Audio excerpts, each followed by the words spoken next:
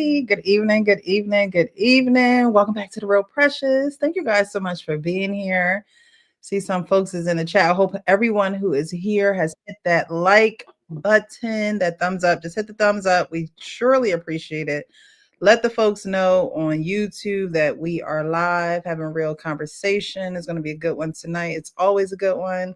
You guys know that we dropped the link after the first topic. So whoever would like to join, you can definitely do so. I'll link the I'll put the link in the chat and pin it. So if you'd like to join, you can definitely do that. Before I get to the comments, how are the gentlemen on the panel doing this evening? Good. Cannot complain. Cannot complain.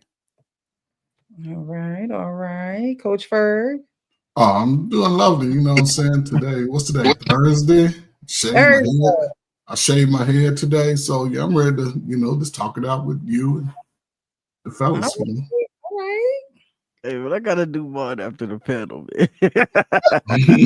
My ball head problems, man. Arpain, how are you? Are you stuck? Arpain, you there? Arpain? Arpain? I think Arpain might be stuck. Yeah, he's stuck. And then Sean left us. No, I'm here. How are you? I'm good. I think Arpain is stuck. Okay, hopefully he comes back. I didn't drop him. I think he knew he was stuck. All right, Arpain, how are you? I'm doing okay. What's going on? Nothing much. You were stuck there for a little bit, so I guess you realized that. Yeah, no, I had to cycle through. Okay. Well, thank you guys for joining the panel this evening. It's going to be a good one, like it always is. Thank you again for rearranging your schedules to be available tonight for this live. It's going to be a good one. We have some people in the chat so already. Scroll all the way up. So we got J Dub in the chat. Good evening, Sister Precious. The panel, the chat, and the mods. We meet again. Thought I was tripping and was almost thinking it wasn't going to be any stream this week. No, I got you. We here. There is going to be a week though that there is not going to be a show. And it is going to be, I'm gonna let y'all know now. Okay. So you don't gotta be surprised or think you tripping. Okay. It's gonna be the second week in March. Okay. I will be traveling for work. So there may not be a show. I might be able to post up in the hotel room I'll be in. So we might go live. Y'all know I just love this so much. We might go live, but if we don't, I'm just letting y'all know. That day on the 12th, it might not be a show. It's a huge might. Sarika Smith, thank you for being here, love. Evening, everyone. Please hit the like button as you come in. Yes, hit that like button. If you so ever wish to donate to the channel, I will greatly appreciate it. Thank you. We already got Harrison Davis. Thank you so much for the cash app. We didn't even start the conversation yet. Okay. Thank you. Quincy Q in the building. Good evening, good people. Good evening to you, Q. Bless up the chat. Darnell, thank you so much for being here. Good evening to all. We got Champ Talk reactions in the chat. What's good with it, chat? Like, comment, and subscribe. Let's get the likes up from the jump. Yes, let's get those likes up. Coach Ferg in the chat as well, giving some love. Welcome all that join. Thank you so much. I'm doing well, love. I can't complain at all. Spent some time with the family today. They hit me with the okie doke, y'all. So I was out, running my errands, and my mom called me, and I'm like, I hope everything all right. What's going on? So she's like, your brother called, and he's coming over to do the leaves, and then we're going out to breakfast. So I heard the breakfast part. Okay, I'm like, what? I can get down with that. But y'all, when I got over there, okay, I had to roll up my sleeves and do the leaves. Okay. It felt like old times again when we was out there doing the yard work, but it was all of us when we were smaller, it was just me and my brother. All right. My dad was chilling. All right. My mom would be directing. But it was a team effort today. We got them leaves up. Okay. We dropped them off, and then we went to go eat, had a good old family day. So I'm doing well. Can't complain at all. Hola, hola, hola, Catalia. Good to see you here. Pushing a fit. Good evening.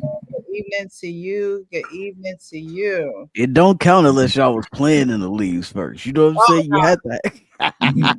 the leaves was wet, okay? I wasn't even dressed.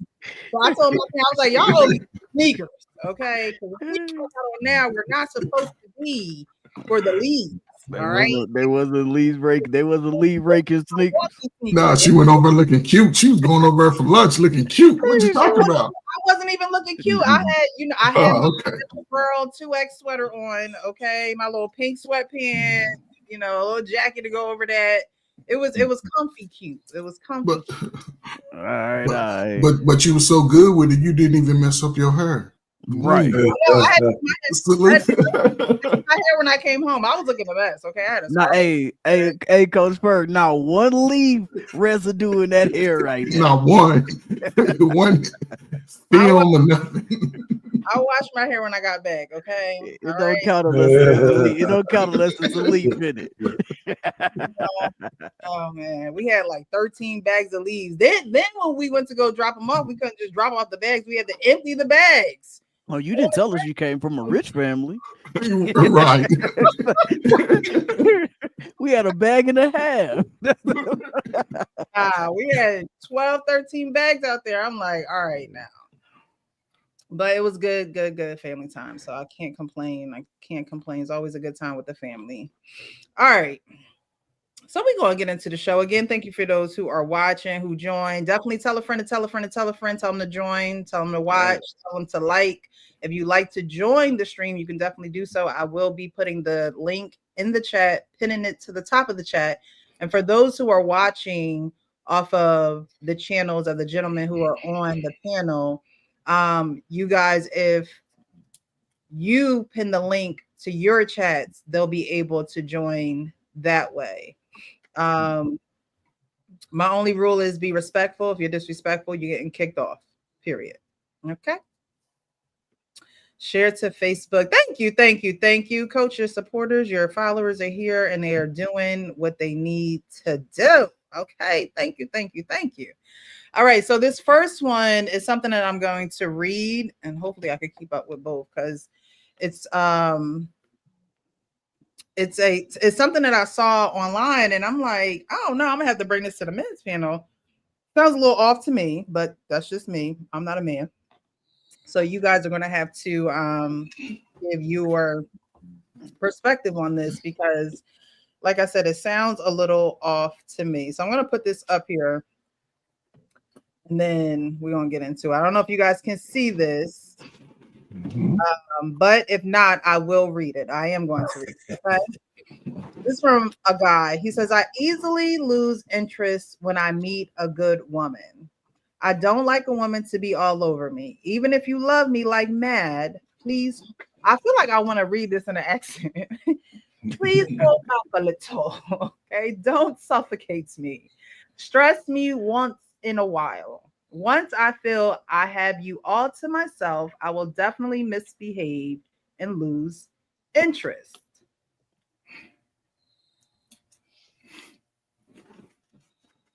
He says,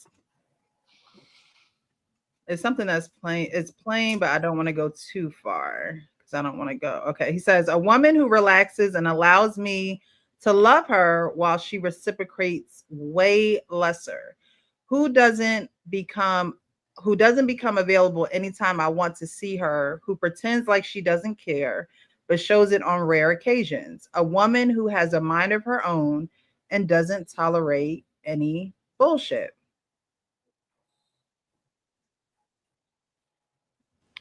He said, well, everyone has got their preferences. I'm more attracted to the hard to get girls. Naturally, I don't like women that confesses a lot of love, the ones that are willing to go to war for you. If I'm not chasing, I lose interest. And then, excuse me, someone else comes in and says, to be honest, I get your point. I get so uneasy whenever a woman is all over me, as you described. I start overthinking and start questioning her a lot. because it's just weird to me. Most times I just end the relationship. The original writer comes back and says, again, it gets boring too. I prefer to do the chase. I prefer to do the loving while she reciprocates gradually. If a woman loves me excessively, I get very uneasy. He goes on to say, well, I prefer the opposite. I love when a woman gives me attitude, pretend like she doesn't care, while loving me surreptitiously. She shouldn't make it way too obvious that she loves me. It gets really boring. She never seen a man before. And so I saw a comment under this post, and this is what the girl wrote. I used to be a lovey-dovey girly, and I got my heart broken so many times. I got a new guy and decided to go the other way. I'm mean and no nonsense to him. No nudes, no video sex chat, because it's a distant relationship. I barely call. Ladies, this man keeps spending on me. He's always on his toes, never wants to upset me. I'm shocked. I love him, but I don't show it. And he treats me like the queen that I am. Ladies, I recommend never showing your affection too much. Just little doses and keep him chasing. Since I hacked this, I'm never going back to the old me ever again. So my question is, do men prefer the hard to get woman? Do they prefer the hard to get woman? Because this man was like, I don't want her all over me. I prefer to do the chasing. What do you guys think? Because I'm not sure if I've ever heard this before. Man, I've heard it. I've heard it through women. Sounds like a woman perspective. You know, and it comes from a lot of dysfunction, in my opinion. It just sounded like both the response and the man just had a lot of dysfunction, and the funny thing is that it's very commonplace. It happens pretty often, and I, for the life of me, hear women all the time saying, "Oh, he's too nice," and that's kind of goes along the same concept and theory. So basically, and I've shared this with women who I've been in relationships with and otherwise. Oh, so I got to be an asshole for you to act right, and that's dysfunctional to me. But that's just my opinion and what I've seen. Mm. Okay. At some point in time, we gotta grow up. At some point in time, we gotta grow up. That's that like high school, middle school, you know, maybe college, you know what I'm saying, vibes type shit. You know what I'm saying? When you get older, so it's just like at some point in time, shit gotta change. Like mentality gotta change. You know, mindset has to change. You know what I'm saying? And you have to be willing to change. Like it's not like I think a lot of us too. I had a problem for a long time. Not so much when a girl just show me love, right? But like growing up, my family is tough. My family is hard. We didn't like hug on each other, show each other a lot of affection and all of that type of stuff. So when I first started getting into relationships, that shit was like, you know, it was weird to me because I was like, why you want to be all over me? You know what I'm saying? Like, why you want to be all clingy? Like, we don't need to be, you know what I'm saying, on top of each other all the time. Dang. But you know what I'm saying? I realized too that you also have to, you know, you also have to meet that person too. You know, that person has needs, they have affection needs, they have those type of things too. So yeah, but you know, just the chase game, you know, making her chase me real quick. Now I'm chasing her like that. Like that shit is like middle school, high school type shit. At some point in time, you gotta grow up. Mm-hmm. Coach Ferg, I see you over there. You're on mute. You're on mute. I don't know how to respond to it. It was a lot in that little segment, right? Because you know, Frank hit it right on the head as far as a man in his life. I mean, you know, so he talked a lot about how he feel about it, right? But it also connects to a lot of guys didn't get that type of affection as kids in the Black community, and you sure wasn't getting it out in the hood. You know, when nobody hugging up on each other out in the streets. But at home, you know, when you look back, I would think this guy come from a single mother home, the way he even spoke about it, right? Because I think he's in the prime of his life. He probably gotten to a point where, you know, I finally got some women. I got my money right. So now the women can see me. And I don't want to give up that type of life, you know, but look at the trauma that he's inducing on the woman. Now, he might do 4 or 5, 6, 8 women like that. Now, these guys trying to meet women, but like the girl said, I was like that until I got my heart broke.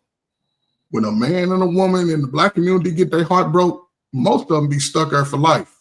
Whether they 16 or 36, you break their heart, they gonna send you through hell and everybody that look like you. So if they got your little funny looking kids, your son shit, your daughter ain't gonna have no motivation. She gonna be overweight. She gonna wear makeup, wigs, ugly clothes. But it's just unique how men in this space right now, you know, men have always moved like that, but I think social media sort of gives it an ugly space in a sense because we're so called supposed to be smarter and move. Even though you see it, I think it should be a learning tool for other men and women to move opposite of that. When they start living that life, it gets messed up because we can't disconnect our emotions from personal life. And it's my last thing. Most of us, we only got beef with people that look like us.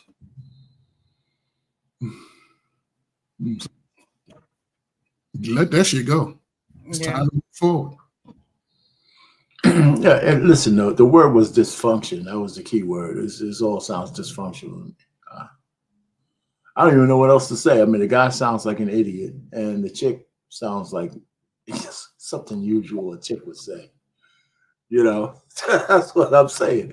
And the reason why I say that is it sounds like the ladies of today, you know, all they need is one piece of evidence that something worked, whether it's stupid or not, and all of a sudden that's the way it should be. Mm-hmm. And you know, so they both just sound real dysfunctional. I wouldn't want a woman playing a game with me like that, and I wouldn't play with a woman that way either. So it's crazy. I mean, but it would be nice to know how old these people are. I mean, not that you have that, but that's the one thing that's missing. Age does matter. However, like Coach Ferg was saying, once you get hurt, no matter if you're 15, 16, 22, 38, like a lot of people are just stuck there. Yeah, but the key word is stuck, right? The key word is stuck. I mean, because a lot of us have experienced hurt before in relationships. I think I got over mine pretty quick. You know, but that's not the norm. Yeah, you know, like a lot of men when we get hurt. I'll just speak for myself too. Like when I got hurt in relationships, it took me it took me a while to get over the relationship. A couple of years, couple of relationships. I would say I didn't date for at least a year. Like me, I just didn't date for at least a year. You know what I'm saying? That's just to make sure I'm clearing my mind. You know what I'm saying? Getting all that, you know what I'm saying, shit away from me, all that type of time off of me and all that, and just getting back to being me without any type of that way. When I come into this new situation, you know, when that new situation come around, I'm not carrying none of that old shit into this new situation. And so like, yeah, normally, man, I don't know. I just think it normally, especially when a guy loves a woman like that, like I think it take us a minute to get over, you know, a relationship when we was really it'll be different. It'll be different, right? For sure. But in this situation with the video, I don't think the guys ever understood what love is about, what relationship is about. Like you said, Frank, you meet a woman new after he's showing how selfish he is, though, in a sense, because he prefer women to run from him, and he chases her, and he spends his resources, and then you know what I'm saying. And I can see where he's thinking, but at the same time, look how it's going to flip for the women. Because she came right back like, I used to be all lovey-dovey till some nigga broke my heart. And now you niggas and every nigga after that go pay. It's a never-ending cycle, man. Go ahead, Sean. That's part of the cycle is, like we all just mentioned, hurt people. And Frank, to your point, you said it took you a while. Sometimes it takes men a while to even admit they were hurt. You know, and that in itself is part of the dysfunction, and the cycle does continue. Like I said, when I said it sound like a woman, I didn't even think about the woman scorn. It's just that's what I hear from women often. Oh no, he's too nice, and and I just look how backwards it is, and I say what I said. So a person got to be an asshole to make you react. But to Mr. Let Go's point, that's when women act like children. And so, therefore, to everybody's point here, it's immature. It's emotionally immature. It's very dysfunctional. And as long as you don't recognize it and identify it, the cycle will continue. Yeah, his first line was, I easily lose interest when I meet a good woman. It's like it shows it bleeds. Lose interest when you meet a good woman. Yeah, Like,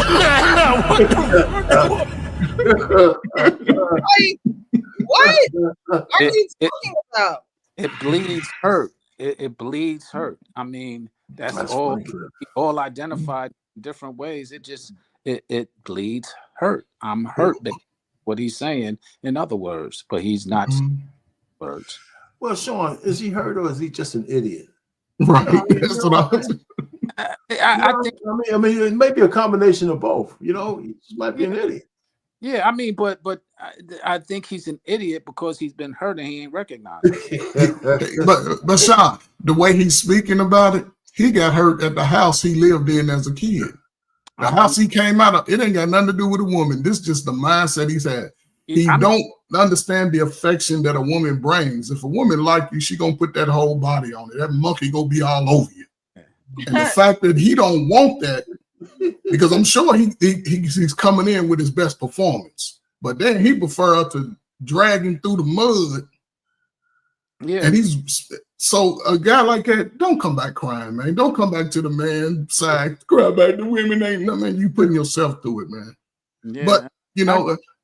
I don't know, man. Ladies, don't do what she doing, because dudes, y'all, them young dudes, them niggas is psycho. Somebody might put you in a garbage can. Don't do that shit. But don't do it. They never lied. You ain't never lied. Yeah, they're attracted to each other. I mean, that fatal attraction. Yeah, that's a very fatal attraction. It's dysfunctional. So in the beginning, like I was trying to share this to my Facebook and stuff, but so in the beginning, didn't he say he said something about losing interest, right? So what was it? He lose interest when the girl started to like him back. Was that what it was? He said, "I don't like a woman to be all over me, even if you love me like mad. Please, that's crazy. British or something. Even if you love me, like please hold back a little. Don't me. Stress me once in a while." You know, because you changed your accent, Precious. I that mad. He's going about it all wrong though. Right. He should just straight up tell a woman when he makes her, look, I like you, you sexy, I want to bang when I want to. I'm gonna pay for it. It's basically a lose-lose situation. It's because he said he wanted to chase her, right? Then so he chasing her, and then when he get her, he loses interest. Yeah. So she has to continue to act like I'm being chased, and I gotta act like I barely like you, even though I love you. Until that's the stupidest shit I've ever heard. It sounds like stuff that women say. I have never heard really a man say that, man. Women say that shit all the time. But I agree with that. I agree. Could you bring his picture back up? He looked like he was in his mid to late 30s, man. He's too old to be talking like that. He looked a little old though. He's supposed to be a grown ass man with a beard, and he got a whole beard, so it's a little weird. This is him right here, but I don't know if you can see him. I see him. He looks old. He ain't young though. No, I can't see that. But ladies and gentlemen, I want y'all to take note. Because Precious, you hit it twice. You when he said mad something another, that already showed where his mindset was. Made you want to change the dialect because you thought that he was mad. That just using that terminology shows a lot of his where his mindset is. Well, I changed it because most British people use the word mad the way that he used it. even if you love me like mad, like that I understood what you were saying, but most American, there's a lot of American men who say it as well. If you love me, mad, like mad. No, but Hell here's no. Listen, you well, might come be on, talking about son. the New York news. The New No, York niggas be like, hey, yo, this shit mad wild, B. She love me wild, But crazy, B. maybe you might be right. That's right. My bad, Precious. I know you from the East Coast. You know, that might be the Philly and Jersey news we too. want Precious to try to speak in that accent. So we she knows she got that Jersey in her. She knows she got that East Coast accent. Be all right playing. English. She's across the pond, the Hudson River. Different I like the accent as well, and you might be right, Frank. That is something common in the New York, slang. So that's why I automatically hit it. It's kind of like you say, "Yo, son," and then, if you speak in that way, you already showing me where your head is. So you're right. It could be a New York thing that I'm thinking about. Yeah, but words have meaning. So he wrote mad. Now you gotta look at that. A woman see that word mad. What do sisters do when they get mad? They just sit calmly and talk about it. They're gonna bust the windows out of his car. You better watch what the hell he's saying and do. You can't do that to women today, man. Their emotions ain't stable. Come on, man. You asking for trouble. You asking for trouble as a grown man. Even if you love me like that, okay. If he was from New York or somewhere, he would have been like, even if you got mad love for me, it's the placement. It is the placement of the man. It's the placement of the man. It's the placement. So what I will say is I agree with Frank on this one. I believe that, and I believe Coach Ferg hit on it as well. But I do believe that when you come from a family that's not affectionate, you're going to see that as something that's foreign to you. And when someone is like that, you're going to be like, hold up now.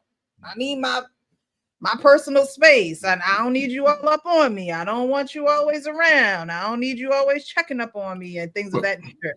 When you come from a family like that, I just want to ask you a question when you finish, though. It just couldn't wait because it would just hit.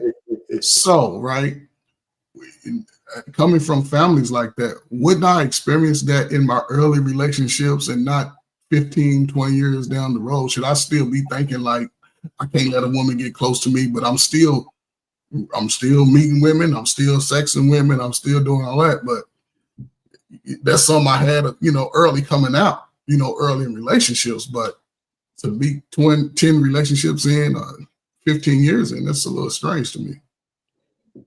Yes. You should, like y'all was saying, you got to grow up. You got to, you have to get past that. But if you are stuck in your ways and you feel as though it's working for you, then you're just going to keep doing it. Like you're not going to see anything wrong with it. You're not going to try to get a woman's perspective, or you're not going to see how it's actually hurting you in the long run. Because it's almost like you want to keep like a 10-foot pole between you and that person. And then this woman who, who loves you like mad, you're going to scare her away, or not even scare her away, but you're not going to be attracted to her unless she's the same personality as you. Right. They say opposites attract, but there are some people who are just alike, and because they are just alike, it works for them.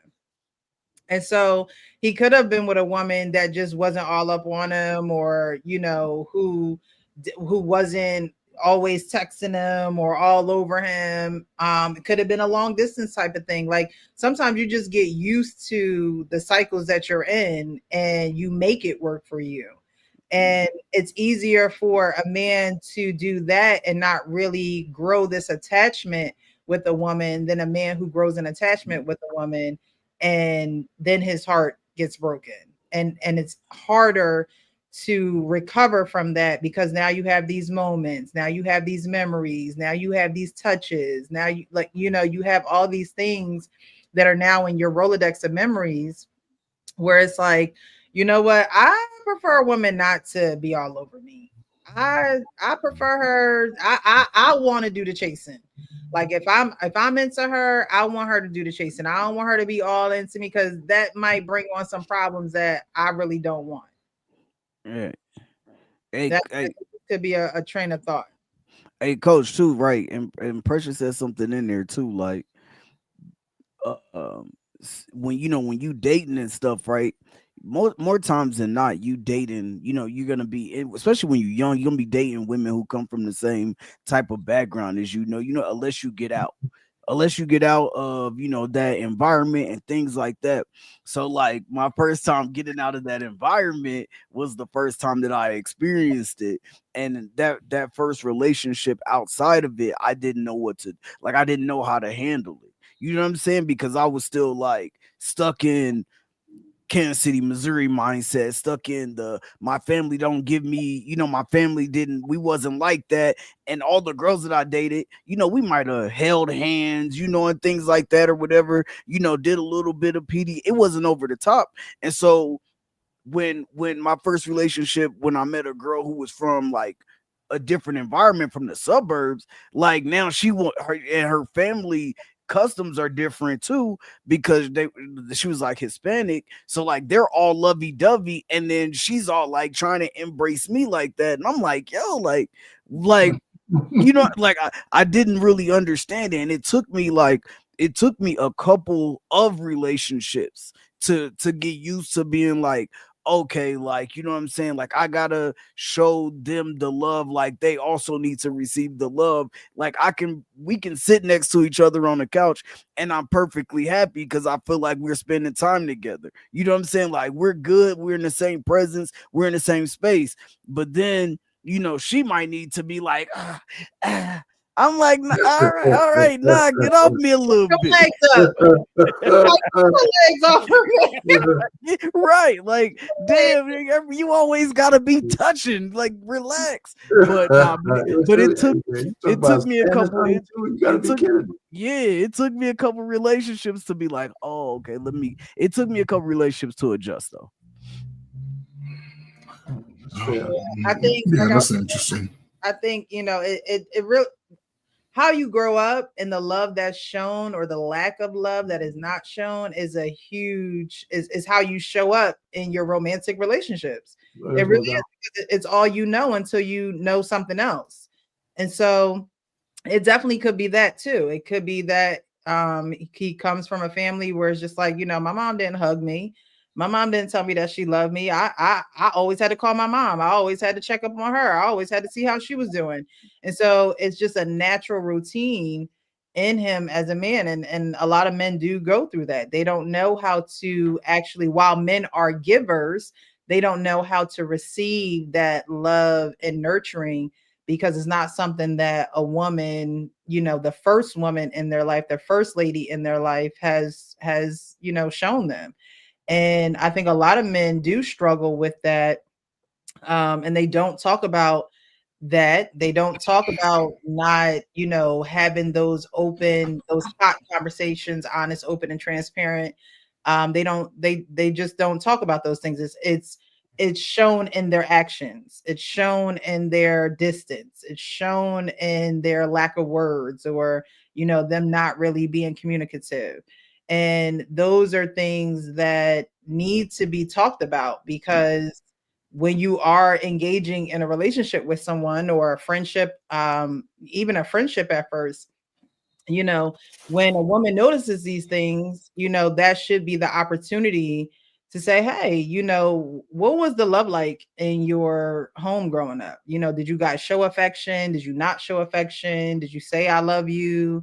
Did y'all give hugs? What exactly was it like? Because then you'll have a little bit of a picture of an inside picture of how love was expressed, received, and given.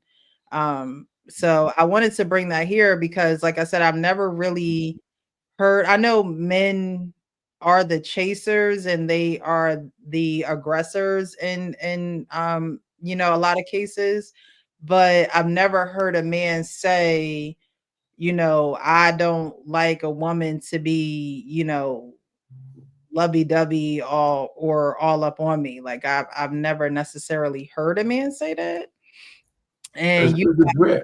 I think it's rare. I mean, Yeah. not rare in the sense that there's a certain percentage of men, but if you're playing around, you might hear it more. But I've never heard a person who's serious about somebody say that. Mhm.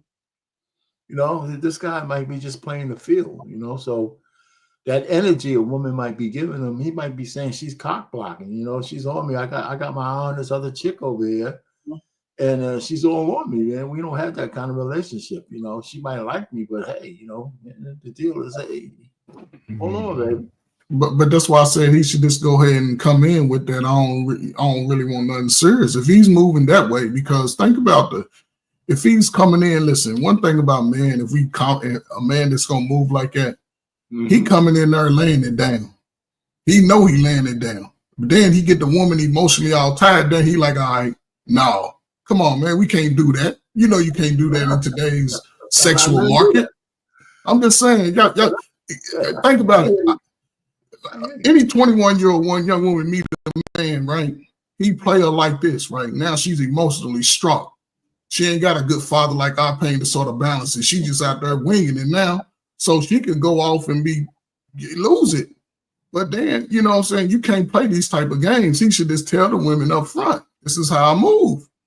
When you don't fall in love with me, because I ain't ready to fall in love, and I'm going to keep it moving. He can get 5 or 6 women to go for that shit. He's already saying, I'm spending the bag. He's like, I'm going to wine you and dine you. Come on, man. You pay a couple of bills every month, you're good. Yeah, but I don't think it's a cock blocking situation. I think that's just a mental thing for him. You know what I'm saying? It's just a mental thing for him. Like, you know, if you want to chase a woman and then when she starts to like you and show you love, yeah, that's really not a cock blocking situation. That's more of a, you know, this is what I need to stay mentally stimulated for me to be able to do this with you. You know what I'm saying? You're right, Frank. I can agree with that. But does he really like this chick? It doesn't matter. He's playing the game. No, I'm saying, but when a person has that mentality, does he really like the woman? It's possible, but she don't know that. It could I'm talking about him. I'm not talking about her. I'm saying, if you have that attitude that this guy has, does he really like that woman? No. Well, it's possible. Or really more than like, does he really want that chick? I mean, because you can't keep that up for any appreciable amount of time. Go ahead, Sean. From either side, but go ahead, Fer. It's possible that he could like her, but it's possible, as we all identified, that he doesn't know how to love properly. But whether it was because he was hurt in the household, like Ferg said, or whether he was hurt in the relationship, somewhere he has some dysfunction that altered his perception of what love is, and so he might not really know how to love a person, and he might really do care for her, but is afraid to care because the main thing about love is vulnerability, and a lot of us protect that vulnerability. I think we're letting them off the hook, man. I think some affection between men and women is so natural that it transcends some of these so-called traumas that we have. I really do. I don't think. No, it ain't the bad thing. You know, it ain't the fact that he's coming in. Listen, man, this is just a dude that want to get some cheeks, man. I don't know if he really had cheeks when he was younger, but he's getting it now, and he don't want to let that go because he's already showing that if she shows a little resistance, he's already coming in like, "What's up?" You know what I'm saying? He coming in, he cutting out Frank and Sean. He cutting out the regular dude because he coming in with his bag first. He said, "I prefer to." Didn't he say take you out and do some things for you? So he gonna spend some money on you. He gonna sit you on the second roll at the game. He gonna do that.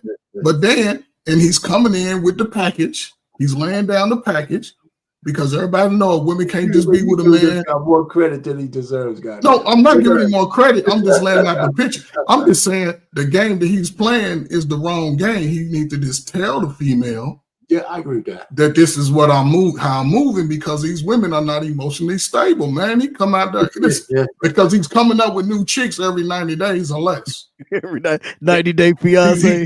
He got a month rotation in his stable. So I'm looking at it from that point because that used to be me. But yeah, what You he got- has to do. But what I'm saying is you can't play it dangerously because he's out with the little chick there and one of them other little chicks who thought they was in love, see him out somebody. Man, it could be a bad scene. That's I'm just trying to avoid that. Don't put yourselves in there, fella. Just tell the ladies what it is and Right. tell them you take them out and buy them a dinner every once in a while. They going all day. And in fairness, again, he preys. It's almost like a predator. He preys on those who he can identify will tolerate and or who will be accessible to his that type of treatment.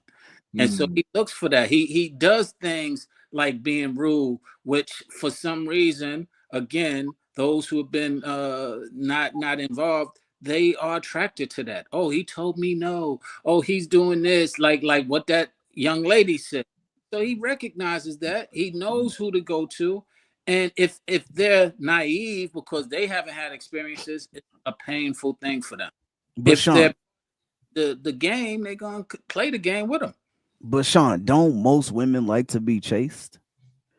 I mean, That's what I'm saying. Most women like to be when a man chase them. They don't like to chase a man. So Right. it's like it's a difference. So he doesn't have to. The thing is, in that situation, if that's what he's, let's say, get off on pause, right? Just chasing like the chase of a woman. He don't have to tell them anything because more times than not, you have to chase a woman anyway. Like you have to go after her, you have to pursue her, you have to do all of those things. So more times than not, the women that he's meeting, you know what I'm saying? Let's just say he try to date up or down, don't even matter on his level, whatever. Like that woman is going to want to be pursued, and that's what he gets off on is the pursuit of that woman. So it's no type of predator type of situation, no way, because that's almost the natural order of things. You normally pursue the woman. okay, well, when I'm saying predator, I'm not talking about the pursuit Right. entirely. I'm talking about maybe some of the actions or some of the methods that they're using. Like, for example, men like that, and we all know them, know what to say to get what they want. They sweet talk the hell out of a lady. And the thing is, a woman enjoys being told she's the greatest and she's this and I'll take you here and, like you said, take you out. And when you're excited as a lady, what I found is that it's easy to lead them down because they are already mentally there. They are already attracted because that you did all of those things that they enjoy, all of those things that they like. So they're waiting for you to touch them. And as soon as you touch them, it's easy for them to climax until they get, as we said, that first nut. What's that saying? Post nut clarity. Exactly.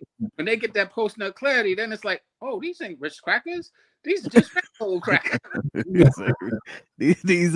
saltines. Exactly. Precious sitting here listening to us tell us how easy it is to bag a chick, man. You know what I'm saying? She say a couple of this and this. Sean said he got shit. Sean said he got game, man. I say it all the time. Once you express, I say it to women all the time. Once you express he can get it, whether it's in look or whether it's in your actions, you'll very relinquish your cookies. It's just now up to him to follow protocol. Yeah. That's true. It happens too often for not to not be true. Yeah, well, there you go.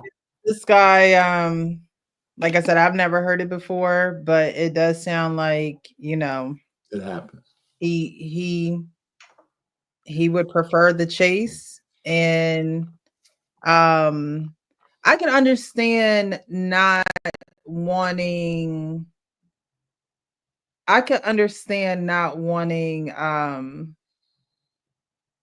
think too much up front for a man or a woman is a lot. Like I think that there should be a pace to things. Because then it's like, okay, like from the woman's end, it's like, all right, are you love bombing me? Are you just saying all these things just to say them?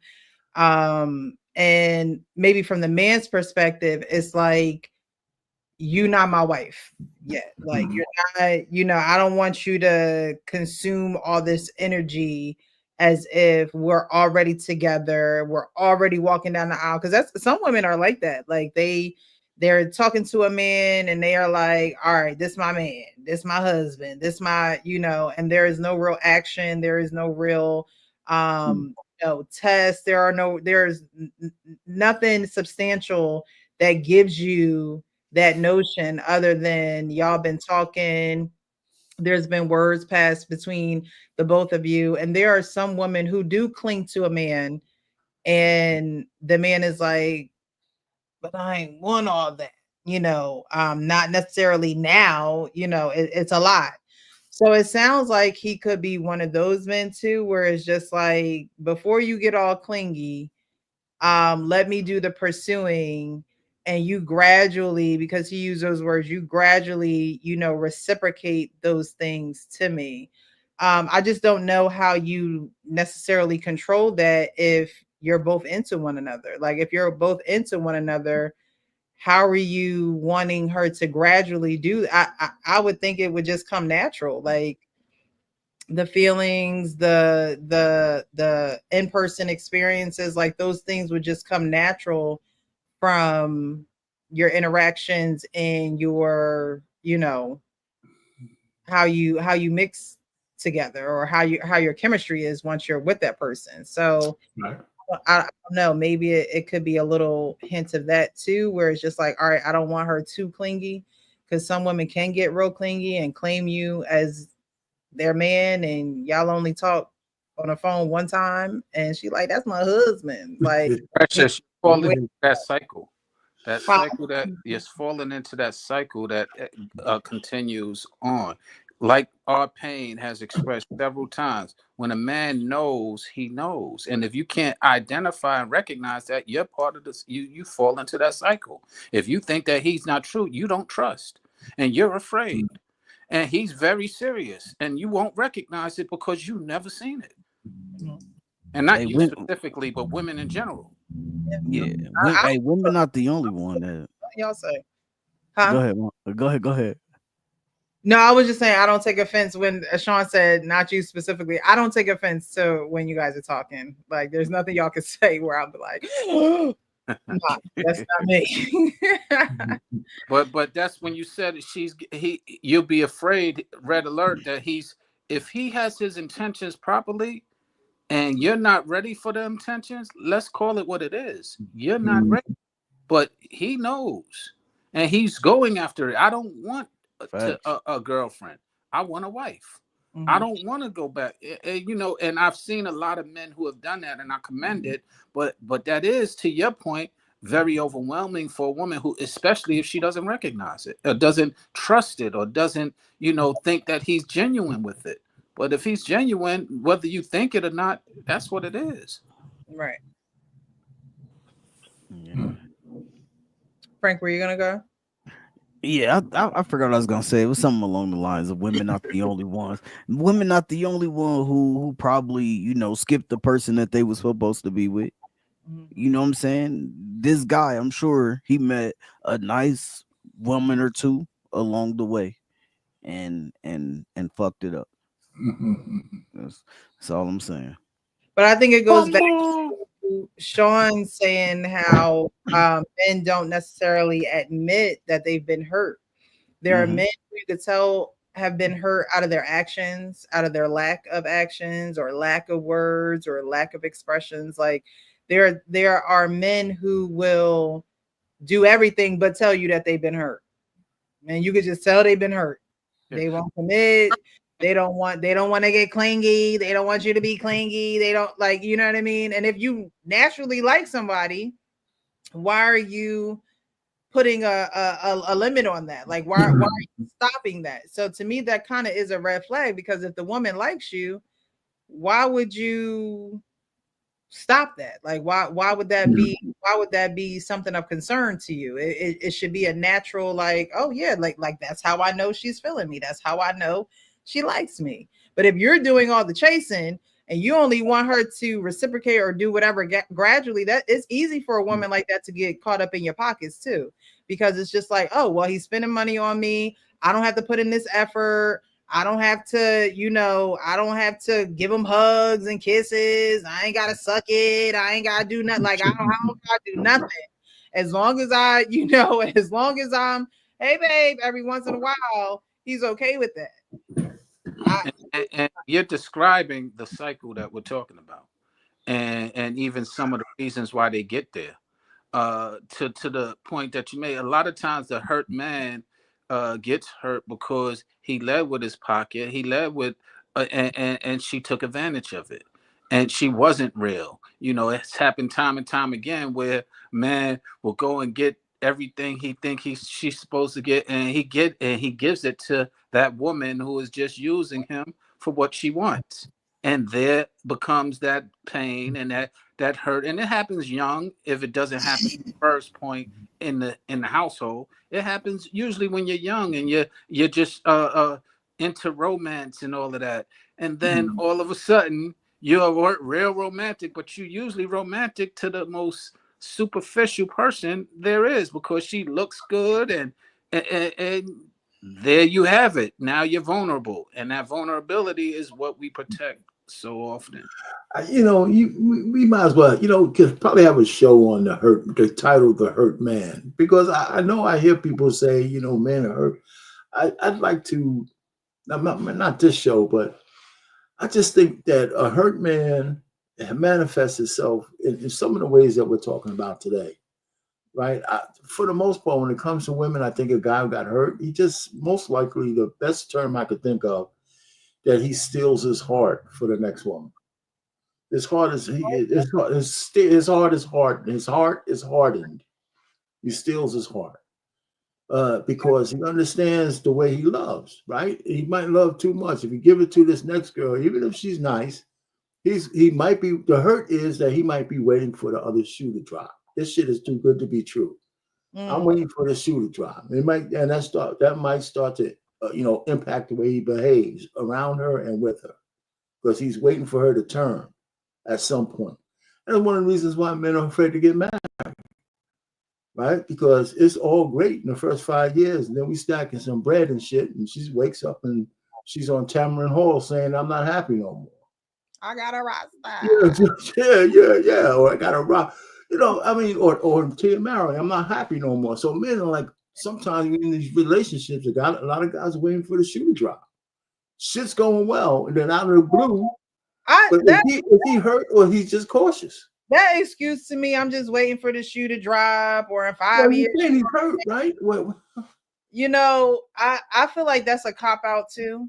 Okay, I really do, because the person that you marry on Valentine's Day, your birthday, Thanksgiving, whatever day it is, to 5 years, 10 years, 15 years, 20 years down the line, there are going to be changes. It's the person not willing to look inside themselves and say, you know what, I'm with this person, and whatever the situation is, I'm going to face it with this person. I think that a lot of guys do get caught up in the or some guys, I'm not going to say a lot of guys, but there are some guys who do get caught up in the, I'm going to do whatever it takes for this woman, and I'm going to give her everything, and I'm going to be everything that she needs. And the woman does shit on them. The woman does, take them for granted, or the woman does just take it too far and they're not appreciative, or they may do something that belittles him, or, makes him question his manhood, or whatever the case may be. If you're dealing with a woman like that, or you have dealt with a woman like that, then you need to stop dealing with that woman and go on to the next one. Yeah, like, but you don't carry that baggage. I mean, we say he might carry. How does he? No, you're right. But we're talking about the beginning of this whole conversation is about the hurt man. So I'm not saying you're wrong. Mm-hmm. At some point, he's got to deal with that hurt. But does it have to? But how do you get to the point where you could trust again, right? So it's not just the hurt; it's also you have to trust yourself. You really have to trust yourself when it comes to relationships. You have to recognize. You have to trust, right. You have to trust yourself. So if you didn't recognize that in the women that you were with, right, then you need to do some real soul searching and say, okay, where should I have said no? Where should I have not allowed X, Y? What sign did I miss? What sign? Right. The thing is, when a person goes into that direction, they're opening. They're usually open, very, very vulnerable, and go straight in with what they understand to know as, and they're being honest. So what happens is they lend that vulnerability to a hyena, as they would call them out here on these streets. And to your point, they do get hurt, but it wasn't that they didn't soul check. They knew themselves. They was very genuine. They was very, some might call them naive, but they was very genuine. So they knew what they were doing. They knew themselves. They just didn't understand that everybody wasn't genuine with them. They didn't recognize the hyena. They thought that it was what was a sheep. They thought I don't know, but you said the word though, naive, right? Naive is believing something. Is believing that the inevitable is not going to happen, right? So it's like, okay, you identified this hyena or this woman that is most men. Okay, a lot of men that I have talked to or been in communication with, and they have been married. They're not married anymore. They're like, oh, I knew she was like that. I knew, like she showed me signs of that before we got married, or she showed me, signs of this while we were in college or in high school or whatever the case may be. And it's like, okay, so you're being naive. What's the reason that you chose to stay naive? Sometimes you have to look at yourself and not say, oh, because a woman's going to be a woman, just like a man is going to be a man, right? But the man is the one who is the creator or the initiator of the relationship piece of it. And so when you say, oh, men don't want to get married and things of that nature, it's like, oh, I know I made some mistakes, right? And it's like, do I go down this road again? Am I strong enough to handle another situation? Am I wise enough to handle, or do I just want to be single and live my life and not really have to deal with any of that? Well, what you're saying is part of why. I mean, it identifying a lot of the pain and hurt, and just because a person, like you said, naive, that naivety wasn't specific to them. What do you mean? It was just trust that they entrusted into a person, and we're calling it naivety, but it's not. It's you trusted somebody who was untrustworthy, and that's not on you. When somebody shows you who they are, believe them. So if you don't believe them, then what is that? But the whole thing is, they usually are showing you what you want to see, not who they are. Right, and by the time you we can't fall, we can't, Sean. We can't. I'm sorry. We can't. I'm sorry. And you continue on in a relationship. You still do. You still spending. You still being inconvenienced. We got to look at ourselves and say, I'm part of the problem. I'm a huge part of the problem. And 100%. So you can say, oh, I'm hurt. I'll wait for the other shoe to drop. That's the normal thing that we do. If somebody's lying to you, you don't sit there and blame yourself for their lies. But we seem to always justify we should blame ourselves for a lying person. No, that's not even what she's saying though. If someone shows you exactly who they are, example, right? If someone says, I need you to take me to this place, all right? And this place got your ex-boyfriend there, right? And you see the ex-boyfriend there, and you're hurt. You drive away hurt, but you still continue to be in this woman's life, and you still continue to do things for her. She showed you she don't care about you. She showed you she'll put you in a compromising situation. She showed you that she really don't mess with you like that. But you continue to mess with her. Who's lying to themselves at that point? Right. And it works both ways, bro. It happens both ways. Like Sean, my bad. It happens both ways, bro. Like you sometimes, like I think people go and they say like, well, I was with them for a whole year and a half, and then all of a sudden they was a narcissist. Like, first of all, most people don't even know what the real clinical diagnosis for a fucking narcissist is. That's number one. But after that, it's just the same. It's like, so in that whole year and a half, this person never showed you nothing, not one thing. It's just absolutely no way. If you went and this woman was, let's just say that, you know what I'm saying, she was just hiding her phone all the time, hiding her phone. Like, and you was like, oh, you know, it's all right, because I ain't gonna go in her phone. No way, it's all good. Like, literally, you just look past the sign of, like, yo, she's just literally hiding her shit. And you just was like, oh, okay. Like, now when a year later, when you see something pop across her screen, you like, oh, damn, you been doing it. Like, yeah, she been doing that shit the whole time. Like, I agree with what y'all are saying. At that point is the thing that I'm really specifying. At when that point comes up, or when you recognize that, where are you mentally? Where are you emotionally in that relationship? You've already made the mistake on believing a liar. Now you've already disarmed yourself and became unguarded, and you and they took advantage of that vulnerability. That's where the pain comes from. I agree. Now, when you went at that point is what we're speaking about. At that point, a lot of times you're already vested, and it's not as easy as just shutting it down, like y'all say. Right. So then it's on you. Then it's on you after that.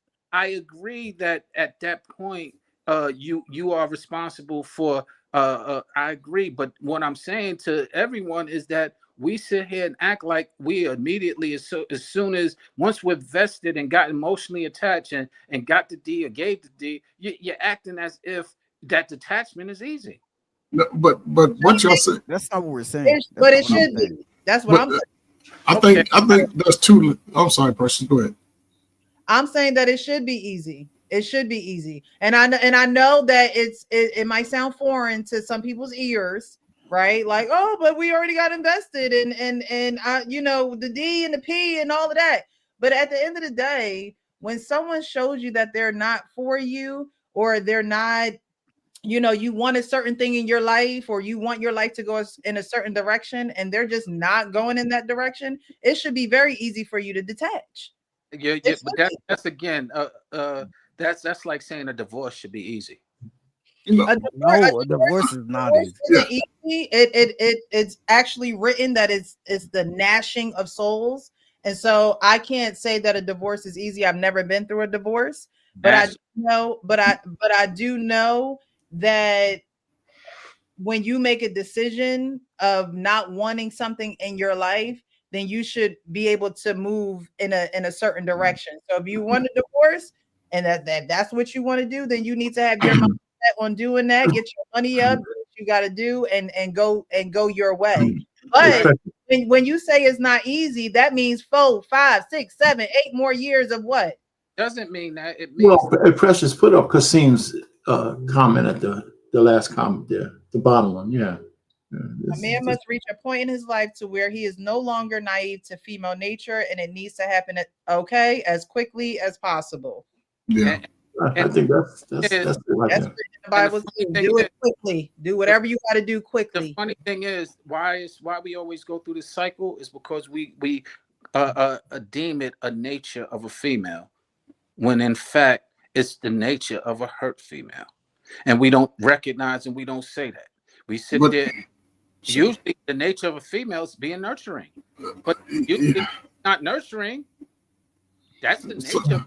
So I think both of y'all, I can see the different points, you know, in a situation where, to what I believe, if I heard Precious and Frank, if I'm chasing a woman, or if I like a woman and she forces me to chase her by her own actions, and then I choose to chase her, and I see how she's moving, and it's contrary to what I believe in, and I'm an alpha man, and she can't do that. And then I get in a relationship with her and marry her. I'm the fool. She showed me who she was. Right. Now, Sean, have you been the guy that chased a woman and she sort of played you on the end, and you found out that Frank was over, you know, giving her the Frank, and then she broke your heart? That was double tapping. I've been in that situation. I've been in the opposite situation where I was that person. Those who can't trust can't be trusted. I was that person who couldn't be trusted as well. So the point that I'm making is from understanding how I got there and why I got there. And so sitting there talking about, oh, it's easy to cut off. That's No So one said no. We right. didn't say no one said it was easy. The point is so think about all the people who have been in relationships with somebody for who have wasted their whole 20s on somebody, most of their 20s on somebody, like going into their 30s on somebody, Sean. Like, we're not saying that it is easy. We're saying that once you start seeing the signs, let's just say you saw the signs a year and you decided to stay a year after. Okay, you decided to stay a year after. You did not let that person take 5 more years of your life. Like, the only thing you can't get back is time, bruh. Like, Yeah, so if you let this person take up another, you 2, 3, recognize 4 it, and then you years. let this person take up another 3, 4, 5 years of your life, knowing that this person ain't shit. Gotta This, go. he been an ain't shit nigga since you got with him, and he's still an ain't shit nigga now. Like, you should have been gone. Is the point? We're not saying that it's easy. We're saying that it should be easy. And I understand that. What I'm saying is, I don't blame anybody for taking anything from me ever. I allowed it. I gave it up. And if I'm sitting there blaming them for my giving it up, to your point, No, then I agree with you. yeah. But the point is that it doesn't always. It's not as simple as when you identify and recognize something that you jump out of it, unless you're just unless you don't have any sentiments and feelings. I'm not saying you shouldn't do that. I'm just saying the process is different for circumstances, and I can't Well, always. The problem is, I say this. What he's saying is it's easier said than done. I mean, that's the whole process. We I know, and That's the whole conversation. yeah, It's we're easier saying said than that. done. We're just saying it shouldn't take 5, 6, 7, 8 I years of think your life. I think that really hurts women though. That time frame you're talking about, Exactly. that's a woman's thing. I It warn hurts them both. about that a lot. It hurts both though. It It hurts both. does not hurt the man as much. It doesn't hurt them the same, but it hurts men because a lot of men. It didn't hurt men. I'm saying just saying it hurt women the most. I mean, Because they have a biological clock. I mean, men don't react. but most sisters really have they 2 or 3 kids before age 28, 29. We're not talking about women. But they play house. I'm talking about women without kids. You know, they can't. Yeah, without kids. It's not a woman who already hit a biological clock. It's a different kind of woman. Yeah, but even with, I agree with that wholeheartedly. That's why we're saying today's modern people, y'all can't afford to do that. And if you're moving out of fear, which most people move out of fear, you're going to just walk yourself right into a whole lot of unnecessary trauma. That's all. That's true. That's all true. And that fear is what I'm really speaking to. The way I look at it is, if you enjoy the person, love the person, whatever the case may be, why did you enjoy that person, love that person? And that's kind of to all of your points is identifying what made you pick that booger. Plain and simple, because it's your booger. You picked it. So what made you pick that booger is really what y'all are saying, and you got to have that awareness and self-reflection. And that's why I say they didn't waste your time. As a matter of fact, it just took you time to learn this lesson. So you have to take accountability that and think of it as a blessing that you finally got that lesson, as long as it took or as short as it took. But don't sit there and put it on them or that. Yeah, you identify that they was horrible, but there was something about them that you liked. And that's what you got to figure out. Why did you like this person? What did they do to make you love them? Did they sweet talk you? Did they throw it on you? Did they spend money on you? What was it? What was your vice that made you love this horrible or this person that wasn't worthy of your love? Well, I think that's what I initially started off the conversation with saying. Like, yeah, Marcus. identify, you can't say, I'm scared to love and I'm waiting for the other shoe to drop. You have to identify those things in which you are scared to love, or why you're waiting for the other shoe to drop. What was it in your past relationships where it's now like I'm not trying to do that, or I'm not trying to take it, any further than dates, or, just having a good time with you. Because there are men who have gotten hurt and so badly that they just want to date for the rest of their life. That's where they good at. They just coasting, and that's where they'll stay. But at the end of the day, it's like, how long you going to do that? What, you going to be 60, 70, 80 still just dating women? And I'm not saying that men can't do it, because of course you can. Of course you can. But at the end of the day, again, when you need somebody to really take care of you because you're failing in your health, or you can't move like you used to back in the day, you're going to want somebody to be there. And there probably are women that you have passed up that really want to love you, but you so scared that you can't even receive it. You can't. And so when these women go their own way, or they stop messing with you, you got to ask yourself, like, dang, did I mess this up? Was I too closed off? Was I too scared? Men have to ask themselves that question, because you can't tell me that you never ran into a woman who truly wanted to love you, but your fears kept you at bay. That happens, especially older men. It happens a lot. And so there's nobody that you can really look to or blame. That you just gotta look within yourself and say, okay, where did I go wrong? But if that's the life you like to live and that's what you want to do, then hey, I agree. And Yeah. sometimes people enjoy that lifestyle. Sometimes people, it's very highlighted in this society. It's called transactional relationship. Right, but it's gonna get old, just like you. But again, transaction, as long as you can have the transaction, you can always purchase what you want. Right. But again, in my opinion, it's gonna get old, just like that person. You Okay. ain't getting no younger, and the game ain't getting no younger. The prices might go up, They going up. You got to pay the inflation. Again, to each his own. To each Sean, what the hell are you talking about? I'm lost here, man.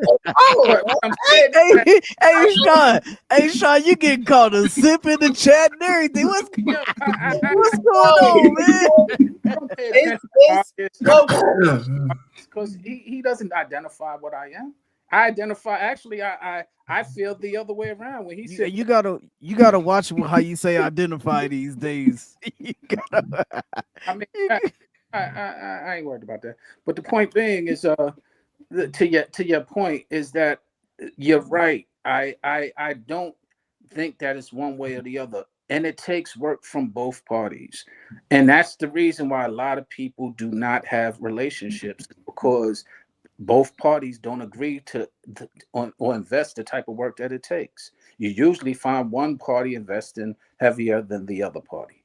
Now, to your point, Precious, if in fact that does get old, I get it. But the point is, you got to identify somebody who's willing to get old with you with that. So I agree with you. But unfortunately, in this day and age, a lot of people are hardened, and they will stay hardened and don't care and don't mind being hardened. They will sit there. I think that there are women out there that will just date too. But you got to find those women. You know, you got y'all have to find each other. And then at the end of the day, hey, maybe y'all might, settle down and get married because y'all wrote it out to the sunset. But again, you're probably old when this happens, and so now it's out of desperation. It's like, all right, you here, I'm here, let's do this thing. Even younger women, Precious, that move in that capacity are already hardened too. No matter what age, if she's moving like a man is moving, like with her dating progress, she's already hardened. Because believe me, she's one of those girls that guys that who maybe can't even afford her will have to chase her. Kendra G is you chasing her. That's what she said. You on her roster. And dudes are simping enough to pull up and chase her and then complain on it on the back end. You have to avoid women like that. She's already cheerleaded out to the world on national TV. All of us wish we could have 15 minutes of fame on TV. She got her 15 minutes, and she told the world, ladies, if you follow me, you're going to 304 it to the end. It costs that money, and dudes are going to do it. and it's going to harden a lot of women, and it's going to put brothers in a compromising position because the world is going to change in America. The Olympics is coming, and brothers getting their shit together go be able to fly like an eagle. The dudes that still simping and crying, they're going to struggle. So. All right. Let's change it up. So we're gonna get into this next video. I had posted this on my Instagram page, but I want to get you guys' opinion. It is a men's panel. Now, women are welcome on the panel as well, so don't be scared. Thank you for everyone who is joining, who have joined, who are watching. There was another comment Kasim had put up. It's been a while, Kasim. I hope you're doing well. He says, I think a man loves the same woman all his life, even if she takes the form of different women and she is him. That last part I don't understand. And she is him. I don't know what that means. I'm not quite sure either. But if we cut that part off, the rest of it I understand. Yeah, I understand. I don't agree with the first part though. You don't? No. Okay. Because you met women, I ain't gonna say you, but guys have met women, might have had a couple-year relationship and distance came between or whatever situation, and then he meet another woman and marry that woman, and life is great. He might think about that woman from time to time. But you said, I think the first part kind of says that you like the same kind of women, even if it's different, right? I don't know if he's talking about a kind of woman or that particular woman. I looked at it as the particular woman. We read it all together, right? The same woman all his life, even if she takes the form of a different woman. So some men have types. Like Kanye West is marrying Kim Kardashian every day. He finds a new woman. She looks like Kim. But he likes to chase, though. Kanye likes to chase. He likes to simp it out. I'm talking about the type. So I mean that could be part of it too. Yeah, both are right. It depends on whether it's the physical type or whether it's the character. Character type. What he's speaking about is the character that a man falls for all the time. But some of the characteristics that men like, to your point, are physical. And that's very superficial, but there's a lot of yeah, that's so funny though, because when I think back, man, I just called me. I was like Jack in the Box, man. Whatever the prize was inside there, man, was cool with me. Whatever the prize, man, you know what I'm saying? I didn't have no real type, man. I'm serious, man. If you interest me, I don't care if you're short, tall, black, what. You were just happy to get a sister to like you, huh?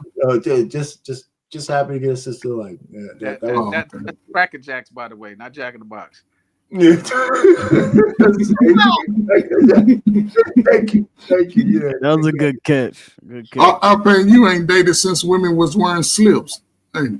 Oh, I mean, women don't wear slips. Hey, I was gonna ask you, women don't wear slips no more. Hell no, man. The Spanx?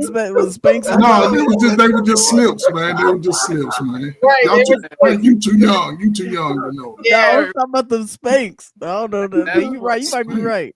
No, they might wear something that already got the slip in it, but they definitely not purchasing a separate slip for the shirt dress. Okay, funny as hell, man. I remember my little white slips. Oh man, that's funny. Precious baby picture coming soon, y'all. Oh no, okay.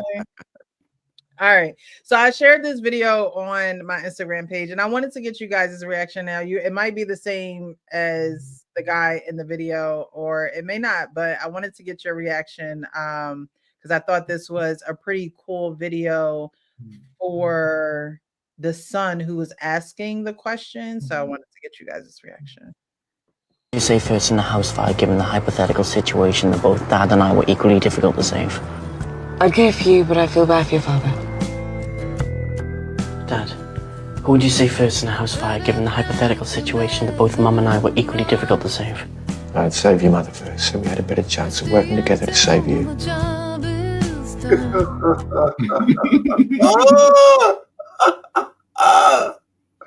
do you guys think about it? Mom says, I go for you, but I feel really bad for your dad. And dad says, I go for your mom, so we have a better chance of saving you. So what do you think the son took from his mother and father's answers? Because they were different. What do you think, as a young boy, young man, what do you think he took from those answers? Well, I mean, it's clear, and it's probably more true that the woman would probably save the kid over her husband, and the man might save his wife over the kids. That's what I took from it. And he was saying, man, Dad, my mother loves me, but Dad, he could throw my ass away. He could make another one with my mother, So, is that what you got from what he said?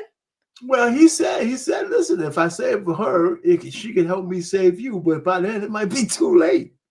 Right? If you only because the scenario was you can only save one, right? Right. If he's saving his mother, the son is gone, right? So Man, but what I got, so many things in there. The woman will save the kid. Hell with your husband. I get another one. I'll bust down another dude later on. I'll take his money, get another guy. But I have you, son. To remind me that I used to have a husband. And then the dude says, I'll say, I don't know. I think the dilemma would be different for men. I mean, I think I'd save my kids, but that's a different kind. I know the woman would most likely save the kids and just let me fall off the cliff and bust my head and let the blood go all out all the place. Oh my God. Man, you got to spend a lifetime making your wife and your spouse realize that, what, the kids don't come first. Our relationship does. They got to be constantly taught that shit. Mm-hmm. Men, maybe not so much, but I don't know how, man. I mean, I think that the answer for us was like that man said. I think it's a little bit more difficult. So he tried to game the system by saying the way he answered. Because he said, man, my son is a wimp too. If I say I save him first, he'd probably go back and tell my wife. So is your question, little pansy ass little kid? If I said I save you first and mom will die, he'll probably go back and tell her. And I don't want that kind of smoke. So I don't know. I'm just joking now, but go ahead. Somebody else come up. Well, you asking, what do we think the boy felt? I don't know. But what do you think the son took from his mother and his father's answers? I don't know, because it depends on where the son's mental was. Why was he even asking that question in the first? This is a movie. I believe. I didn't see that. It was a movie. Yeah. Sure, but we can't go into why he was asking. We don't know. That's my point. I don't know what the little boy was thinking, but the principles of what was said is biblical principles, and that is overlooked often. Yeah, that's when Eve bit the apple is similar to her making a choice of, I'm doing this instead of that. Not doing what was laid out to do. Do it by how you feeling. Okay, and what the man did is how it was laid out. I have to be cleaved to my wife, and then you are to be our responsibility as one. So it's really a simple principle that they're just displaying on screen. I guess you could look at it that way.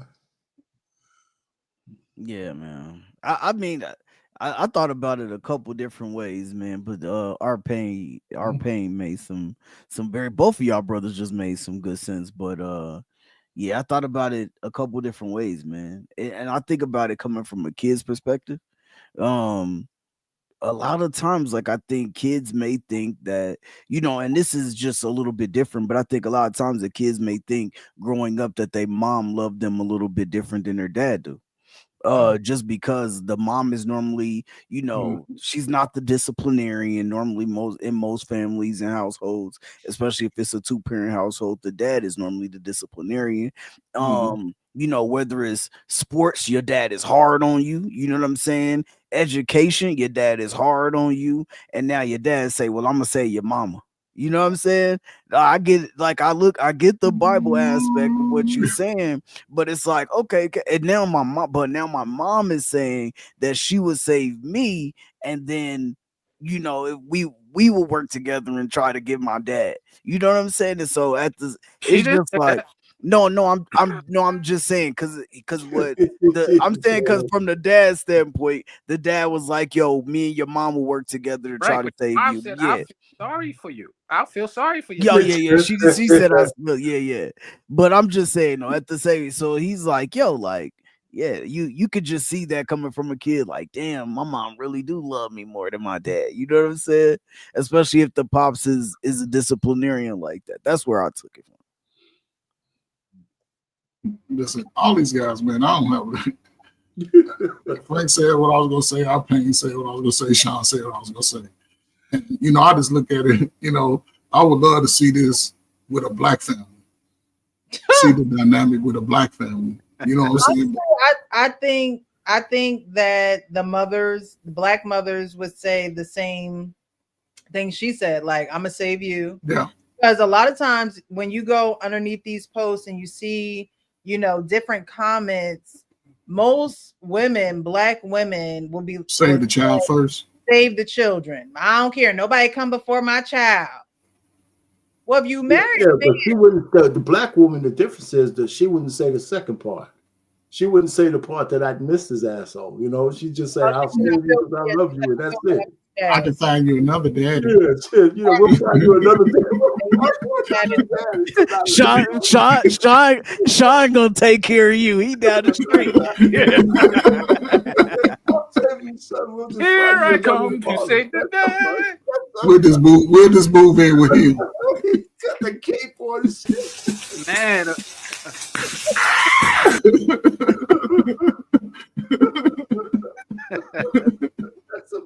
The black woman would absolutely say, "Don't worry, we'll find another one of them." Yeah, what's funny?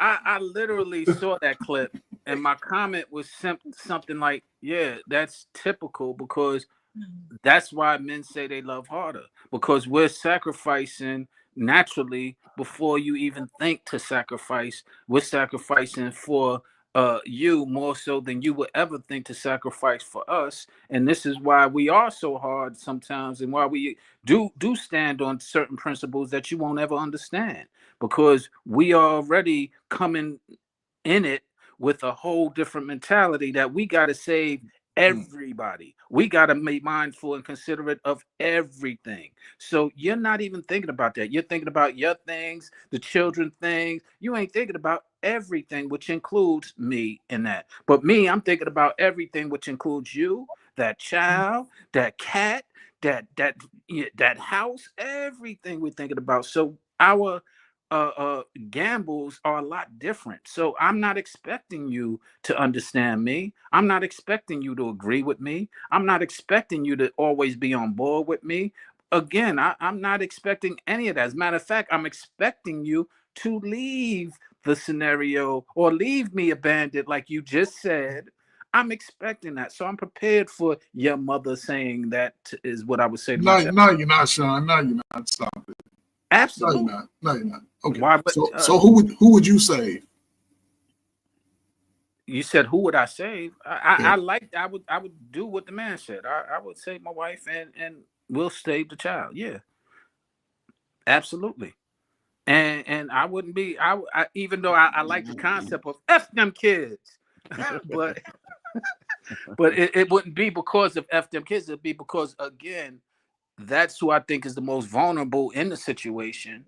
Because my son, if I prepared him properly, should be able to be better off than his mother, because he's stronger, because that's what we raised him to be. He should be able to save himself and prepare that for that. So am I gonna I'm gonna go towards his saving his mother before I save him. Absolutely. Okay. Yeah, I like that. And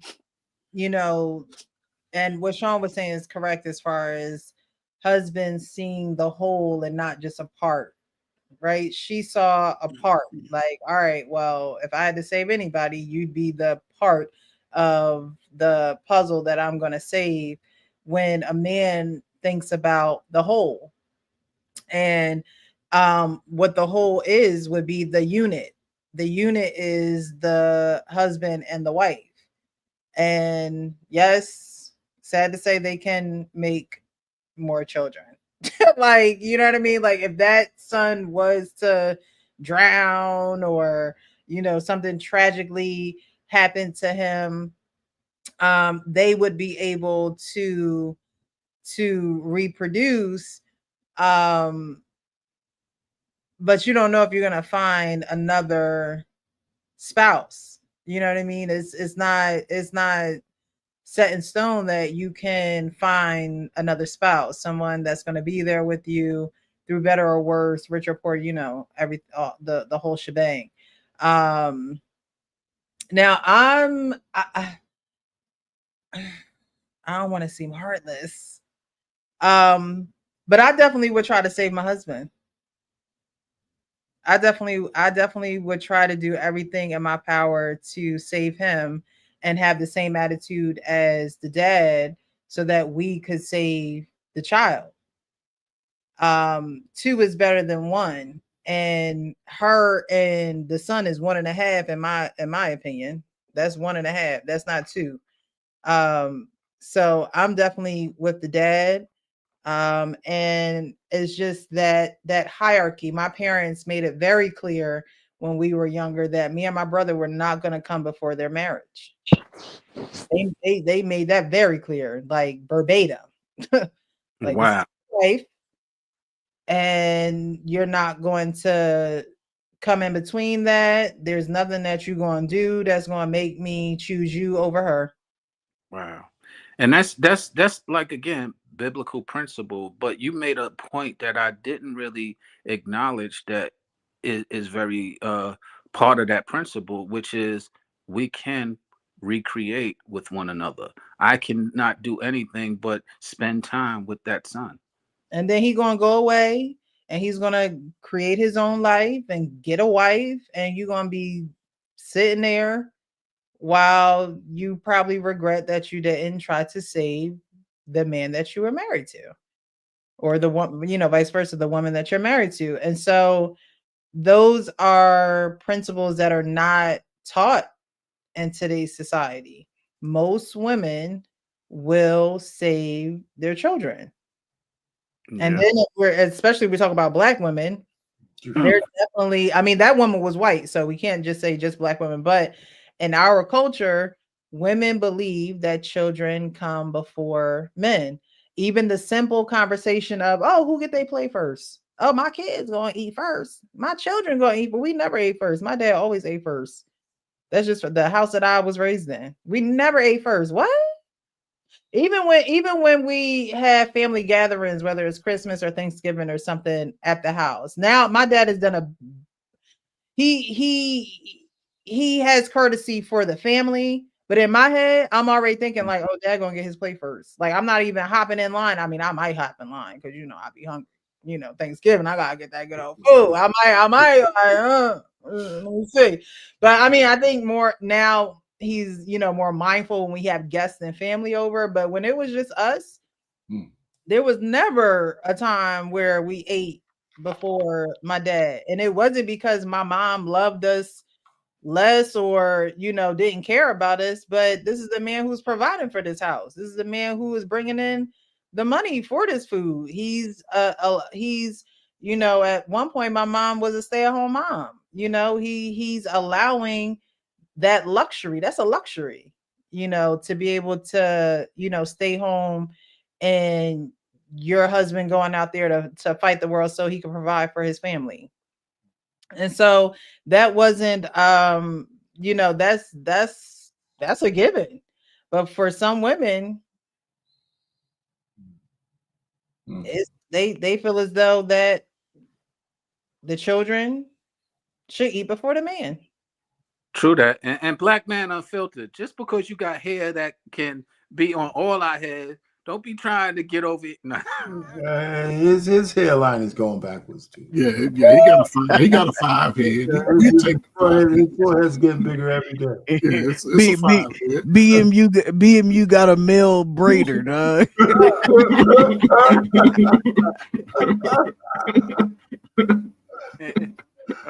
Oh man. Hey, I just damn, we all are balled up here. Sorry. Yeah, we would have got popped in a pop balloon. So lady said, "Hey, I don't like no bull." Yeah, No. all our balloons getting popped right now, man. Hey, you know why? I can't really deal with no bald head, man. And you know why? Because we've been thinking about our damn families too much. No, I'm just. I can't. Oh man. But in the totality, when you ask me about who would I save, also I think about, like I was sharing with y'all, the fact that my son will be strong enough to will be stronger than his mother to withstand the danger. So that's part of the totality of it. That little white boy looked like he was about 12, 13. Yeah, I was about to say, you think that, I'm about to say, you think that little 12, 13-year-old He can't even do a push-up, man. Hey, he was about Brother to be Swift. Liam Neeson? You're on your own. I got a special set of skills. You know what he say? He said, I'm going to give my daughter good luck. Oh man. Oh man, jeez. All right, so we're gonna move on to this video. I saw this one a while ago, but I said, you know what? Let's play it tonight. Because I've also never heard this out loud before. But hey, you know, these podcasts, they just stir up some conversations. Subject, I gotta ask you a question. Are you in love with your wife? No, me either. What? I don't believe in that shit anyway. Dog, it's okay. It's overrated. Listen, then why? Okay. See? Now you explain that to me then. I had a feeling. No, I'm not in love with my wife. Why? I don't even know her. What are you doing? Why? This is our 8th. Hold on, we got married in 2016. This is year number 8. September 8th, we'll be married 8 years. No. All my relationship with my wife is a relationship with myself. I'm just discovering parts of me, bro. Yeah. We're lying to ourselves so fucking much to hold up this story or this ideal, The fantasy. without, as opposed to just dealing with what's there and accepting it. Well, To the best of your ability. I understand this. Now, how do you get women to understand that? You Get them to bow out of the fantasy. You get them by you bowing out. And my wife thinks she's in love with me, probably. It's a buzzword. Yeah. It's a concept that's been propagated that we've adopted and creates an unrealistic expectation that we look for, and when it's not present, we feel something is wrong. Yeah, we've allowed that to condition ourselves to. All right. This So could be a good one. them ninjas ain't in love with their wife. Okay. What's wrong with being in love with your wife? And so we're making a distinction about being in love or just loving your wife. They Well, said golly, I hope you love her. Okay. they said in love. No, but but there's a distinction there, and then you have to throw like in there, right? So I think there's a bridge to being in love. I think the fantasy of being in love with each other, I think it ebbs and flows, right?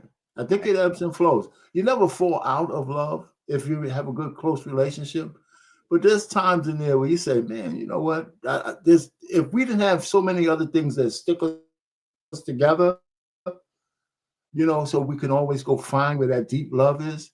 But it ebbs and flows, especially over the years. I mean, especially over the years. So, I mean, because I can say for myself, there's times I look at my wife and I'm saying, man, is this woman really still in love with me? Is she? I mean, I know she loves me. She does everything for me. She does. I mean, I don't need to want for anything. But I said, does she still really love me? When she looks at me, I said, is there a reason why all the lights are always off when we go in the room together and shit? that kind of shit, you know what I'm saying? So, I mean, so it's a good question. Now, the way those two guys answer it, I think they're assholes. I think they're idiots. I don't even know why they're married.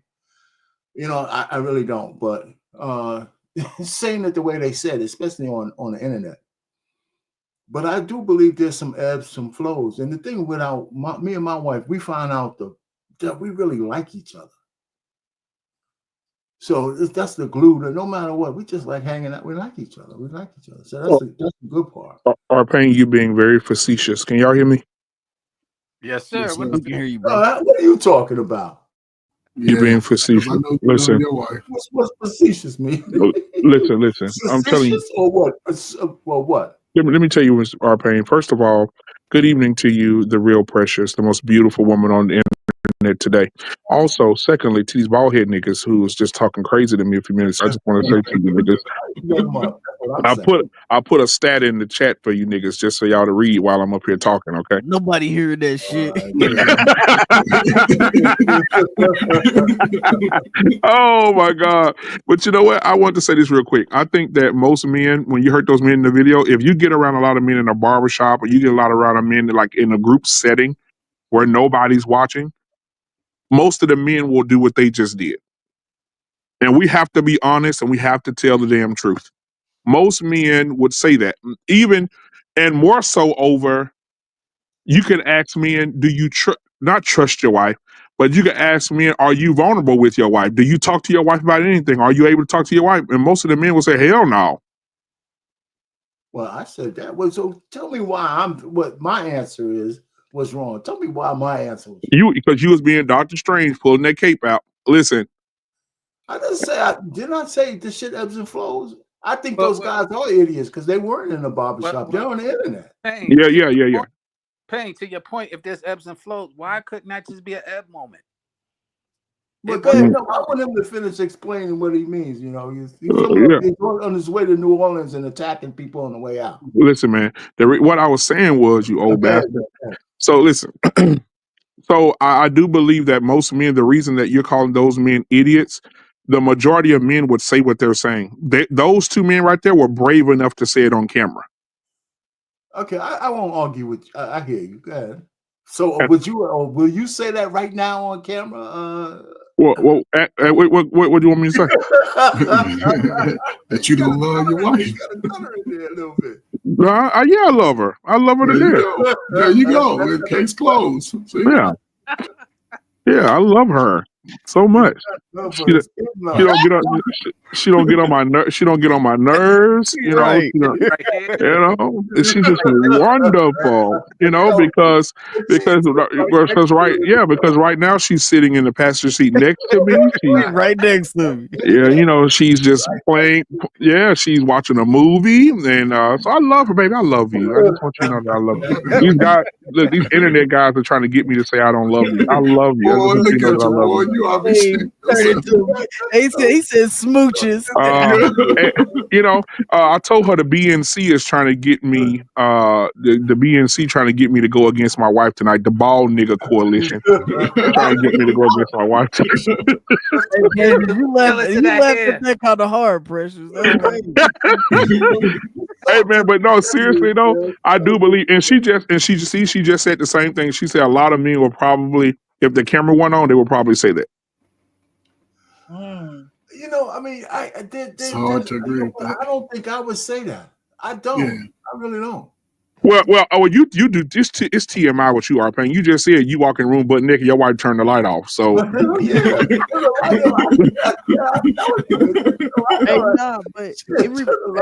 a few windows, a few mirrors, and everything else. You got a point, because it was that video, that little TikTok video going around of the girl saying that that she loved Taylor Swift, and her man, booed Taylor Swift at the game because he was around his boys, but he listened to Taylor Swift when he in the house with his wife. You know what I'm saying? And she was like, I'm divorcing him. So he was around his boys. He like, shit, boo, yeah, boo. But in the house, he like, yeah, baby, I love some Taylor Swift with you, baby. It's all good. And how many? And think about it. How many men, watch their wedding? They watch their wedding tape in reverse. You know what I'm saying? Like, damn, look how happy I was before I went down the aisle. You see what I'm saying? Like they watching this shit in reverse. Watching in reverse. They walking in, babe. Why you keep rewinding the tape? Because look how happy I was before I said I do. Look at that. Look how single I was. Look, I'm back at the bachelor party. You know, so I mean, I think that some men would do. I think some men have gotten to the point like R-Pain, you know, he said his wife still loves him in the dark, but at the same time, you know, she still loves him. And I think that some men just have gotten to a point. A lot of women have gotten. They're not like they used to be. They're not having sex with their husband like rabbits no more. They're not really doing. I've been with this nigga 15 years. I ain't got to do all that stuff I did in the first 5. And so a lot of men suffer from that too. You know that their women are no longer the same. They don't serve them the same. They don't. When that happens, and let's not gloss over the fact, R-Pain, that you just finished saying, I wouldn't say it on here. No, I'm thinking my answer would be the same on here as it was if we were in the barbershop. Okay, so R-Pain, let me ask you the question that you haven't answered since I've known you. Okay. If you're in love with your wife, and I'm asking you this question, okay? Real Precious, get ready. Now, so you have decided to go ahead and eat your wife's ass. You know what? Why are we bringing down Real Precious' show with questions like that? You said that she in the dark. Maybe she'll turn the light on if you do that. Let me tell you, How do man, we get there, man? That's the kind of love that's higher than agape. That's gotta be higher than agape love. This shit is never. It's never gonna happen. Sean Peacock, tell him, Sean Peacock. Never gonna happen, Hey, Sean went on camera. There's nothing back there that I'm interested in, or my wife, or any other woman. Let me tell you that. Wife. It's your wife. It's your wife. I don't know why y'all listening to why y'all listening to Pain. Sometimes, R-Pain, you got to be Mr. Sharman. Listen, Real Precious. Tell the man how important it is, Precious. She's a woman. From a woman's point of view, it's important. Oh, man. Why are y'all listening to R-Pain? He be telling on himself. He said, "I got P." He be telling on himself without even saying it. He said he was on the hub. I never told nobody I got. You said I got P. You didn't say agape. You said I got P. Matter of fact, it lost its planetary status. It's not. There is no Uranus. No. Real Precious, can you please tell him how important it is? Jesus. Look, don't let them pull you into this shit. Oh, man. Y'all that Precious finish. She about to tell y'all the importance of going down to the valley. Go ahead. Like you said, there's ebbs and flows, right? Yeah. No, I think you know, when you're married, like, why are things off limits? I don't get it. Oh, there'll be no boundaries. Real Precious, you tell them. You know what? We've had this men's panel, and now I'm finding out it's really in reverse. It's a women's panel. We're finding out about you. I mean, come on. There's no way. It's just no way. That's your preference. I just, well, what if she wanted you to do it? Yeah, that's what I was about to say. R-Pain, you walk in the room one night and she got Luther Vandross on. If this world were mine. And that's a nice scenario, right? R-Pain, you walk in, she bent over and she said, "You not getting." She tell you. She did the colonics. Everything is ready. She's laid there looking all sexy and stuff, right? And then I'll bring in my stunt double and say, "Have at her." And then you'll be mad at your stunt double that he was getting the cheeks. You know how you say, R-Pain, you don't want nobody banging your wife. That's why I said that he'll be mad at the stunt double that he got the cheeks. Eating the butt. Now, R-Pain, all you can do is eat the butt, because I'm not doing it. You got buy your damn stuff. R-Pain, your wife gonna tell you, she gonna say, "Baby, tonight we're gonna do something different. I'm gonna take you to class. I need you to get that gray beard and eat my ass." Man, concentrate on the road. It's gonna be. Hey, R-Pain, I'm telling you, when I first got to the Army, all the military dudes that was married, that was they claim to fame. They was like, "Listen, man," they was like, do y'all do this? I'm like, nah, I'm a single brother out here. I can't just be I can't just be going to the club and doing this type of shit. They was and all of the dudes who was married in my unit, they was like, listen, man, me and my wife, we take a shower together and everything is up. Everything. Listen, you know what? Oh. You know what? This is when the baby. Well, I mean, they was what they were. Okay, Gen X is with you, man. We want to run around eating no nasty ass groceries, man. Hey, Coach Ferg, you done ate some ass, Coach Ferg. Stop. Coach Ferg, you done ate some ass, boy. Stop that shit. Come on, man. Coach, why you think I'm the coach? Why you think that's the man? Because I come in with the hammer. Hold on. Coach Ferg, wait a minute. Coach Ferg, you don't remember a few weeks ago, Coach Ferg, when we was on the show, and a lady was in the chat, and she said, Coach Ferg is my ex. She said, that boy so good with that mouth, he can peel an apple and not even touch the inside. Okay, now you go slander. See how y'all niggas with her come in. Nah, ain't nobody. Hey, I can go pull up a whole roster and ain't nobody ever say I was eating no cheeks. Oh shit! That's how raunchy them cheeks are out there, man. You don't eat no cheeks. You can look at a man and tell if he eat ass. I can tell right now. Frank eat ass. Coach Ferg eat ass. Sean definitely eat ass. Sean definitely eat ass. Hey, BMU, man, this joint. Shots fired. This joint say, when I be eating it, it be voices in my mind saying, go ahead and eat the ass too. I got voices in my mind. Go ahead and eat it too, man. I'm already there. The only thing is, you got to be married when you do it, because you don't want to be messing with a girl like Frank was saying. You don't want to be a single guy here doing that, and then you fuck around and get some corn or some leftover Sonic. You know what I'm saying? Like, you have to be with a woman. No. That you. Listen, man. No, my wife ain't eating mine, and I ain't eating hers. You gotta boo BMU.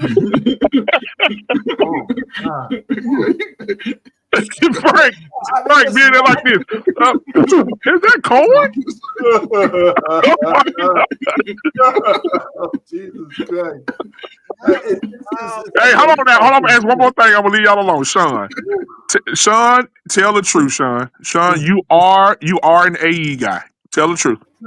Sean, keep going off camera, man. Sean, tell the truth. Don't take those shades. I need to see into your soul. You know for a fact that you eat ass, Sean. Tell the truth. He got that. He like it. Now what? Okay, go ahead, Sean. Go ahead. Oh man, that is not something discussing here.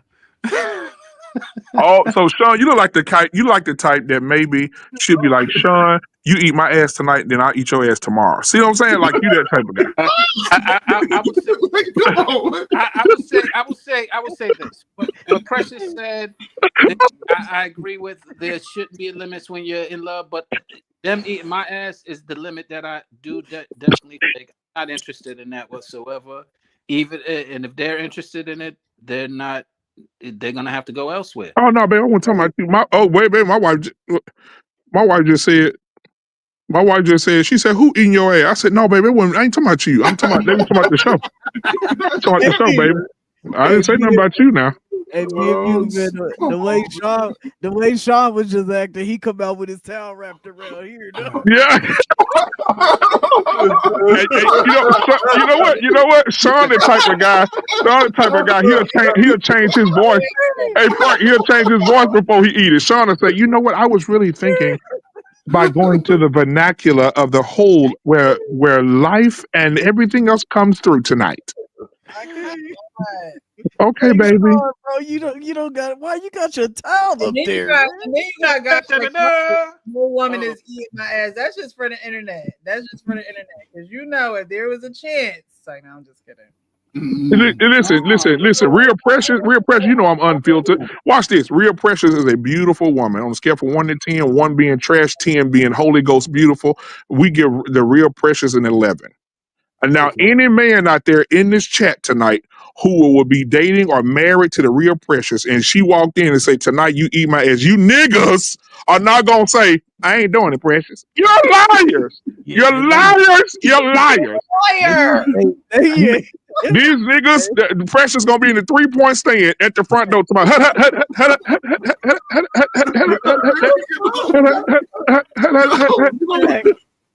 Go. Hey, Go. hey, Get hey, off. 100, hey, 100%. But you gotta get booted tonight. Hey man, I love y'all, man. Hey, y'all might be glad all my kids sleep because boy, I could have had this conversation. I was waiting till my last one went to sleep. I said, "Take your ass to sleep." But no, y'all know y'all lying. That's why I use Precious, because y'all know what Precious told Precious. You know, she seemed like she's aggressive. Precious, you're going to eat it up tonight, right? And y'all would do it. Stop the cap. Stop the cap. All right. Go to bed. Go to bed. So I might as well go ahead all the way. You know, like what you know what I'm saying? That's what you're trying to say.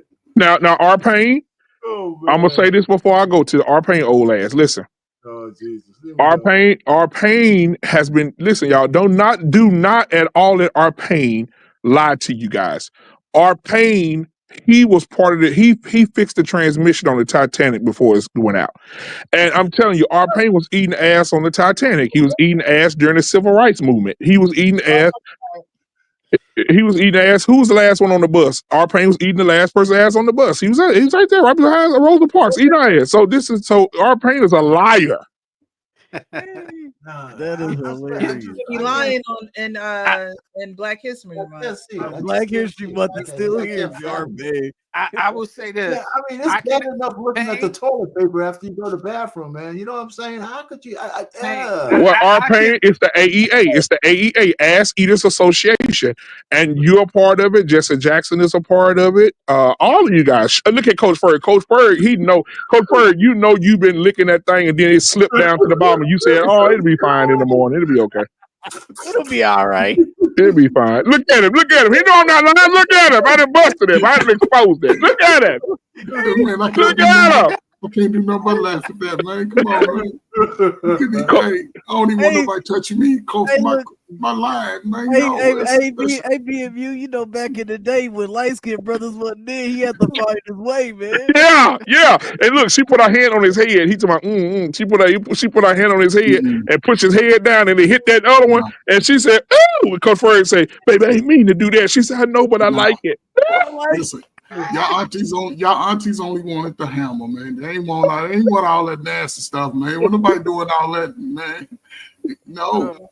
So hold on, Coach Ferg. So you mean to tell me, Coach Ferg, as long as you've been alive, you ain't never had no woman sit on your face?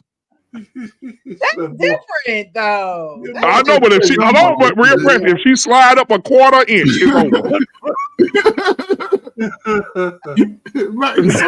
Somebody booty. Hey, man, that quarter inch is the longest mile. That quarter inch is the longest mile. And thank you, R-Pain, for telling us you do it. See, I knew it. I knew it was coming.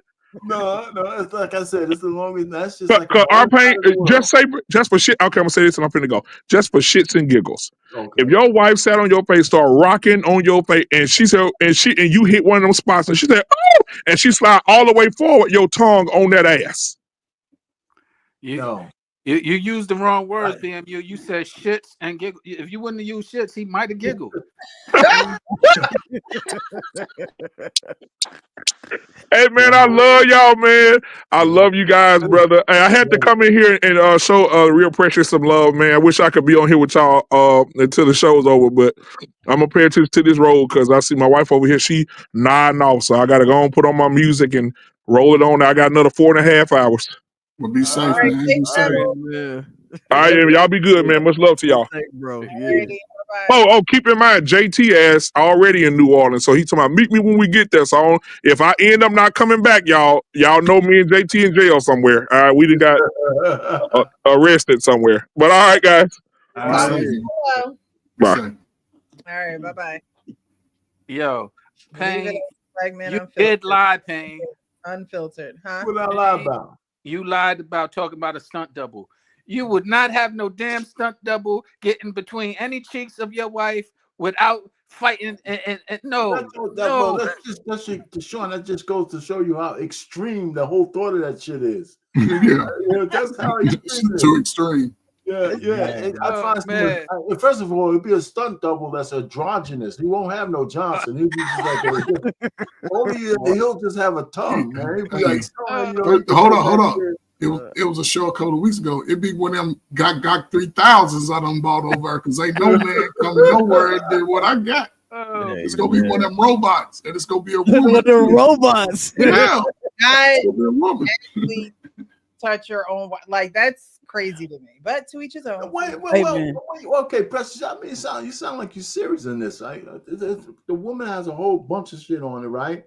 And there's a lot of stuff to touch. Wait, so why do we gotta touch that? I mean, you know what I'm saying? You don't have to. I'm just saying. She got all these other nice, beautiful holes and stuff, you know, and we got that one is like off limits. It's only like an output.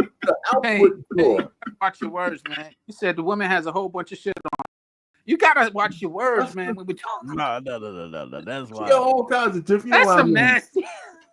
But I'm just saying. I admire people who could do that because there's no way you could really.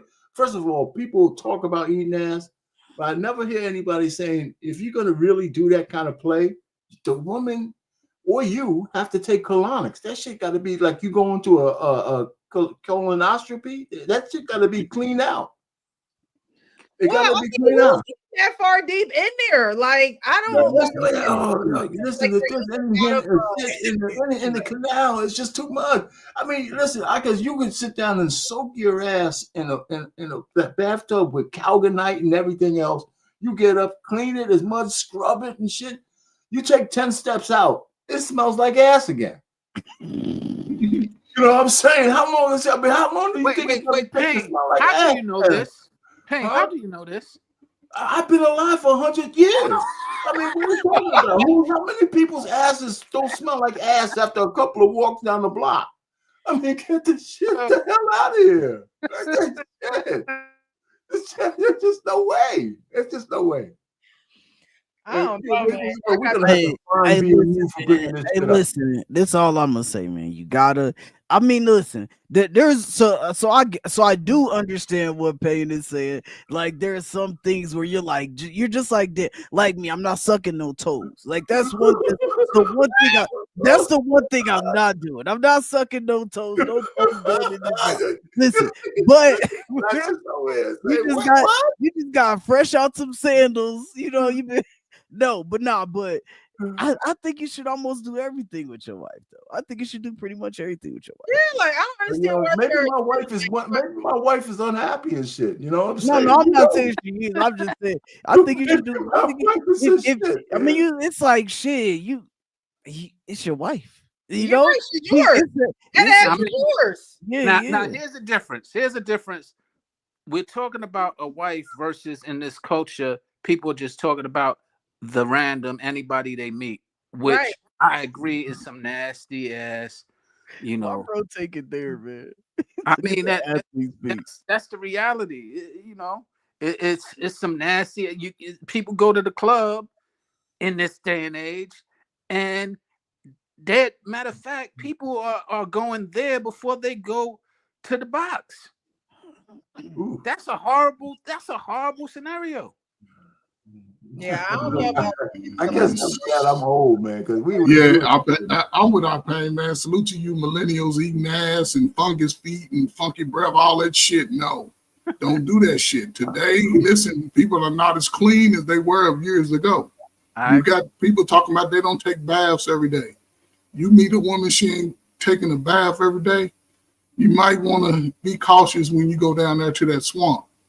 And guys too, you can't just be running up with that tongue. No, they already got the monkey pox and they got some measles out there. You be done caught all kinds of shit today down there. Stay away from that shit. I agree, but here's my mental on a lot of things. We sit here and say what we want to do, not realizing what we have done. You don't know where your person has not specific. I'm not talking about the married men up here. I'm just saying you don't know where that person has been before you. and they're not a virgin.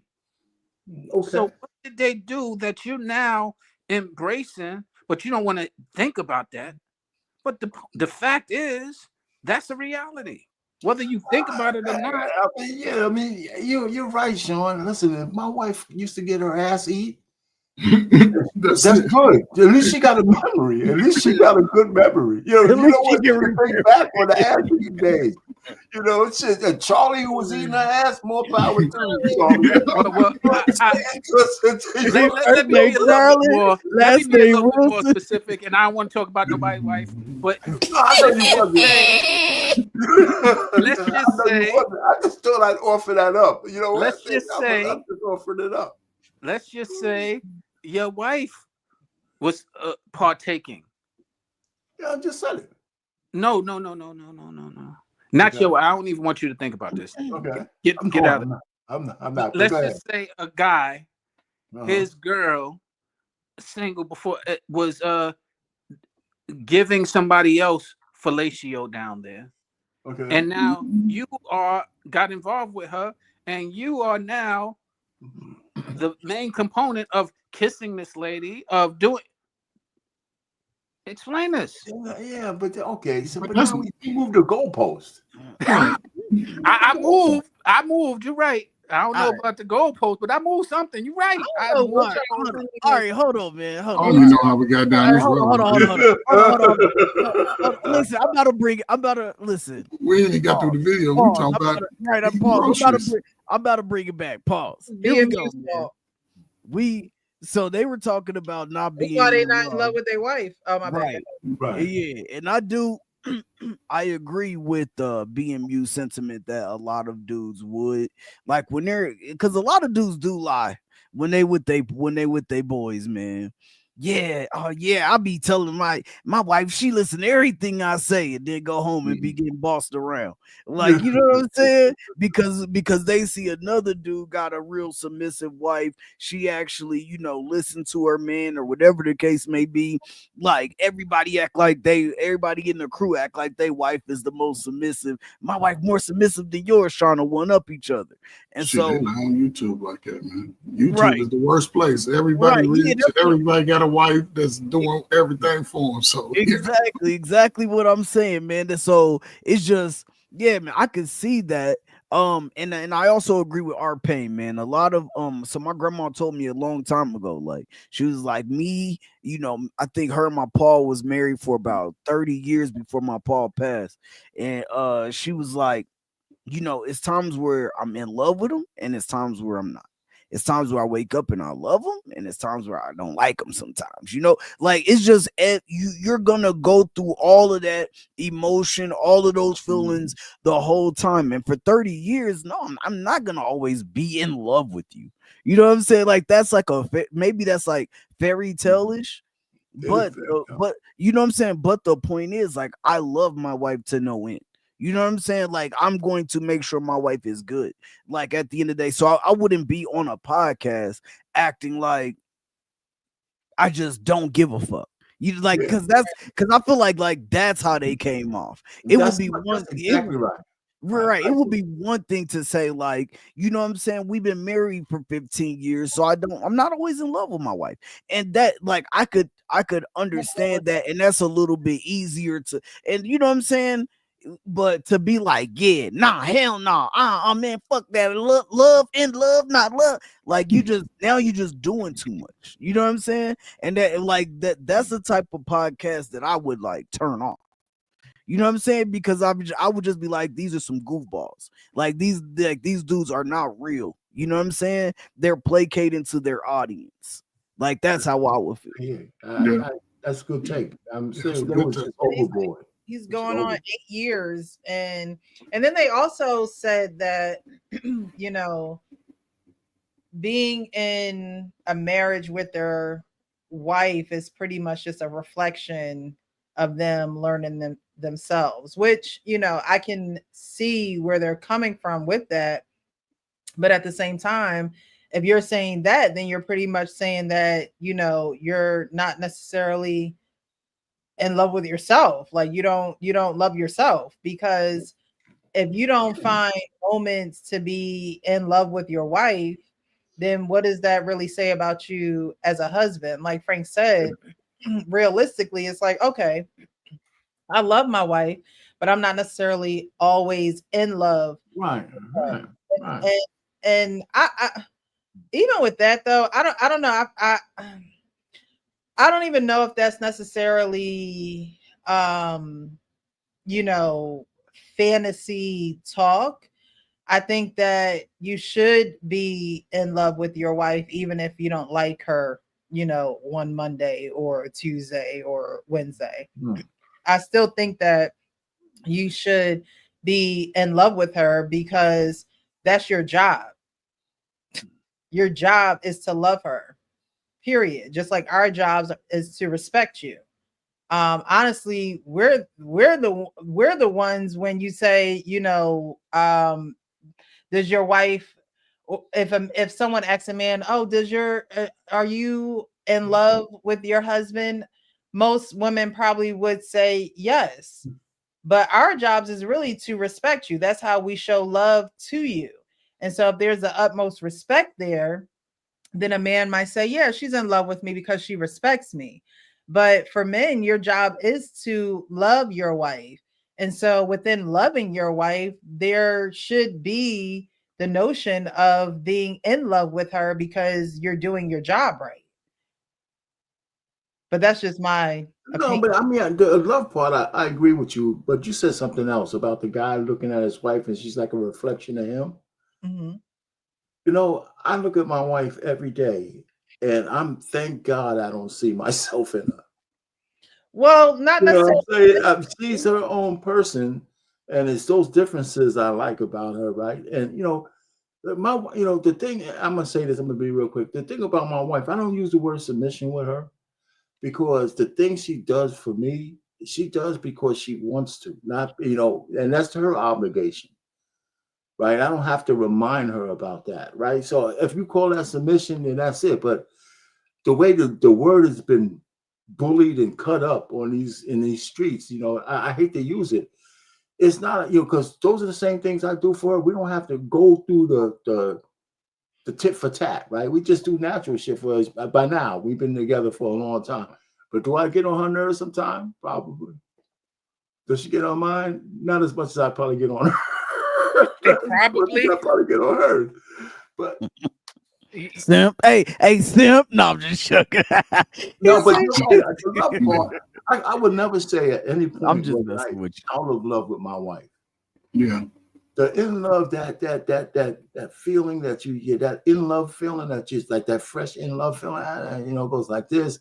Then we'll go on vacation, or we'll take a trip, or we'll do something together where we say, oh, that's why I was in love with this asshole. She's saying that to me, not me saying that to her. So but the love never goes. Yeah. Right.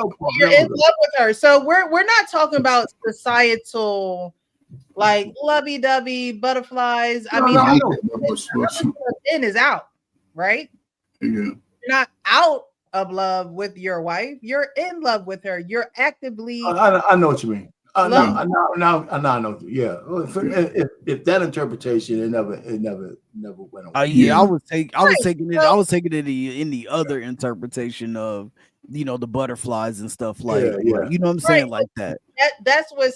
But that's how society has programmed, and that's why how he said it and how he expressed it is a little off-putting because it's like, well, if you're not in love with her, then you're out of with her. Like, you know what I mean? So you are in love with your wife. You're actively putting in that work. You're actively doing self-reflections and seeing yourself in her. You around somebody long enough, they're gonna pick up your isms and you're gonna pick up their isms, right? Like it's just a part of that proximity with being with one another.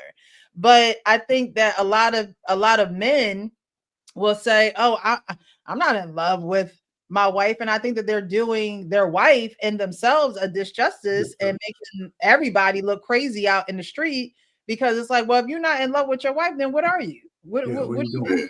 Yeah, but I think it does I don't know. Listen, Oh man, this conversation, is funny because the way our house is built, my wife's office is in the front of the house, and our bedroom is in the back of the house. So our meeting place is in the kitchen, right?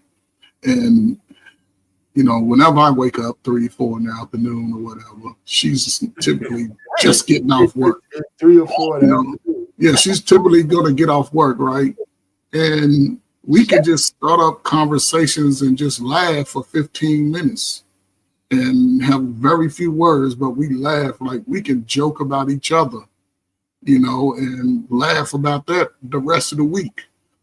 We talk about pretty much everything that we need to take care of. So I'm more appreciative now than I was when I first got married, because I thought I was going to miss out on something, right? But to our parents say it all the time, the way we positioned ourselves in this, that's what, 12 years going on this year, that if our parents, he got me thinking, if I was to leave tomorrow, she's taken care of for the rest of her life. If she was to leave tomorrow, I'm taking care of for the rest of my life. You know what I'm saying? And I never looked at it like, I look at it as both. I love her and I'm in love with her. It may be times where I may not agree with her or whatever, but we seem to talk it out. And I'm not going to walk around for 2 weeks not talking to my wife. You know what I'm saying? Because then she'll be in a position to where she's going to have to just give it up for the team quite often. And I wouldn't want that now, because I'm married and I want to always feel that connection. You know what I'm saying? But I think society, people who never experienced it, yeah, they could have that kind of tone about it. Oh, ain't nobody gonna love, da, da, da. But they gonna miss out. They gonna miss out listening to other people. When it comes to people, I can only believe in the relationship that I have by experiencing that with them. I'm not gonna believe what Precious say about a female if I think she's attractive and she's giving me that energy. Then I have to experience that. But I'm looking out for those flags. I grew up with sisters, so I moved opposite of bad behavior immediately. You're not gonna send me down the road chasing you. You ain't getting taken out the roof, Chris. I ain't moving in with you if I already see that you giving me those type of qualities just in us trying to get to know each other. But I don't think most men are like miserable in marriages, because as a man, we enjoy a lot of isolation sometime in the house. Like when I come to the basement, my wife, she's usually going to bed. And it's, my wife leaves the house about 4 days a month. That's it. For the most time she's in here with me, I'm out running around doing everything because that's what I like to do. It's like, it's going to have ebbs and flows, but you know what I'm saying? It just depends on where you are. I was ready to get off the streets.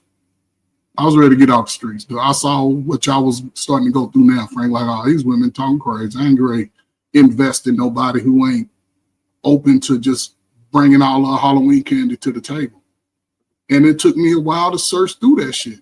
It ain't easy to find somebody. I don't think most men are ready. The first two that they meet like that, they ain't ready. They'll play house, but they ain't ready to commit because they see how the other women who ain't got nobody, they moving loose. But then the third one, it all depends on where you are in life. I would recommend, well, I ain't gonna make no recommendations because you do what you want to do, but you make sure that she's loving you by showing you, not by what she's saying. Only go by her woman's actions. And within 90 days, you'll find out a lot about a woman. So. I agree with both of y'all. And on a serious note, both of y'all are in love, and it's promising to me towards the future, because I see it. As much as we bust your balls about it sometimes and mess with you, the fact of the matter is that R-Pain, Coach Ferg, you both display that you are in love with your wives. You might not, you can love them and might not like them all the time, but you are in love with them. And that to me is something that has been missing in a lot of out here on these streets and so on, is that is never acknowledged. I enjoy hearing you guys speak about the love that you have for your wives. It gives me encouragement, it gives me hope and inspiration that there too is someone that I can love in the same manner. Now, to why we be messing with y'all is because it ain't like what y'all used to have. But the point is, it still does exist, and we do recognize that and understand that. And it, just to hear you guys express your love for your wives, again, I salute you, and it's promising for us single men out here for our future.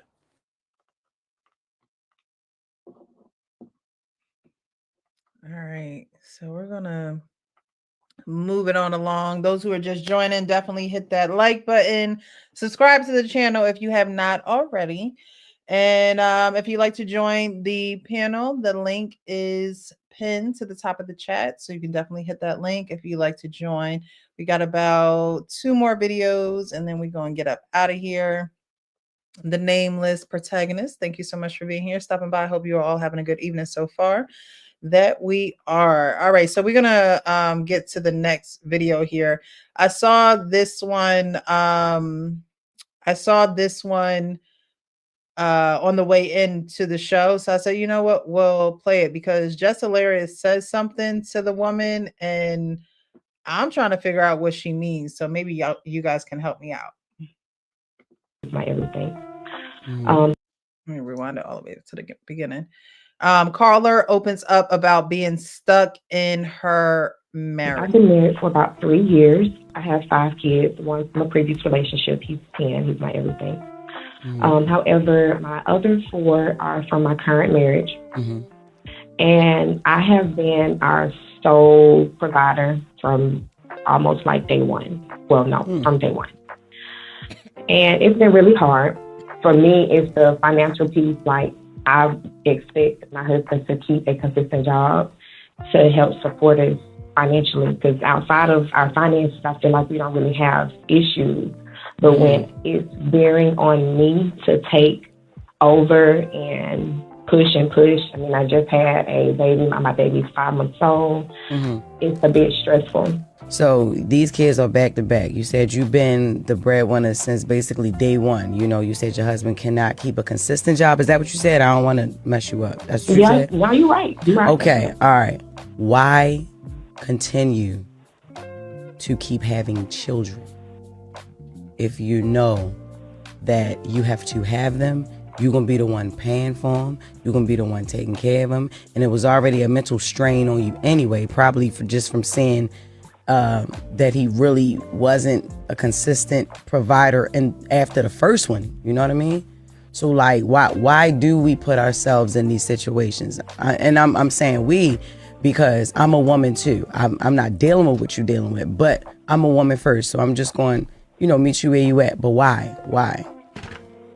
Because I truly have had faith, and I want to continue to have faith that he is going to be that person. Like, we've been to a point where he's had a job and he was doing what he needed to do. Things turning around. He was, picking up the slack, and, we was getting back to square one. But then unfortunate things happened and he lost his job. It's just this situation is hard because he ain't your boyfriend, he ain't just your baby father. He a husband, Yeah. And so you know what you have to do. You know what I mean? Especially because you can do bad by yourself, right? I know that's a cliche saying, but you can do bad by yourself. What is he saying? Is he, I'm sorry, or I am looking, or why don't we start a business together? Like, what is he doing? Is he just sitting there chilling? I mean, I hate to make him out to be a bad person because I love my husband. But of course. It's like, when I tell him, like, I need you to figure it out. I need you to put around, find something to do. He like, I got it. But yeah, I see all he do is chill at the house. Yeah, that's what I'm telling you. Like, you can't find a job here. You can find a job there. Like, you might not like the job, but well, you know what you need to do, baby girl, because you're doing everything. And remember, I can't stress it enough. You're carrying kids. You have to have them, and you have to take care of them. And you're chilling at the house. Look, and you still look at you. You still don't want to paint him out to be a bad person. Nah, he may not be a bad person overall, but he's not a good husband. I'm gonna go ahead and jump out the window and say that for you, because you don't want to say that. You know what I mean? Don't go back and forth in your mind going crazy over something. You know what it is, and you know what you need to do. You had 5 children. You know what I mean? What are they looking at? What are they seeing? They saying they father chill.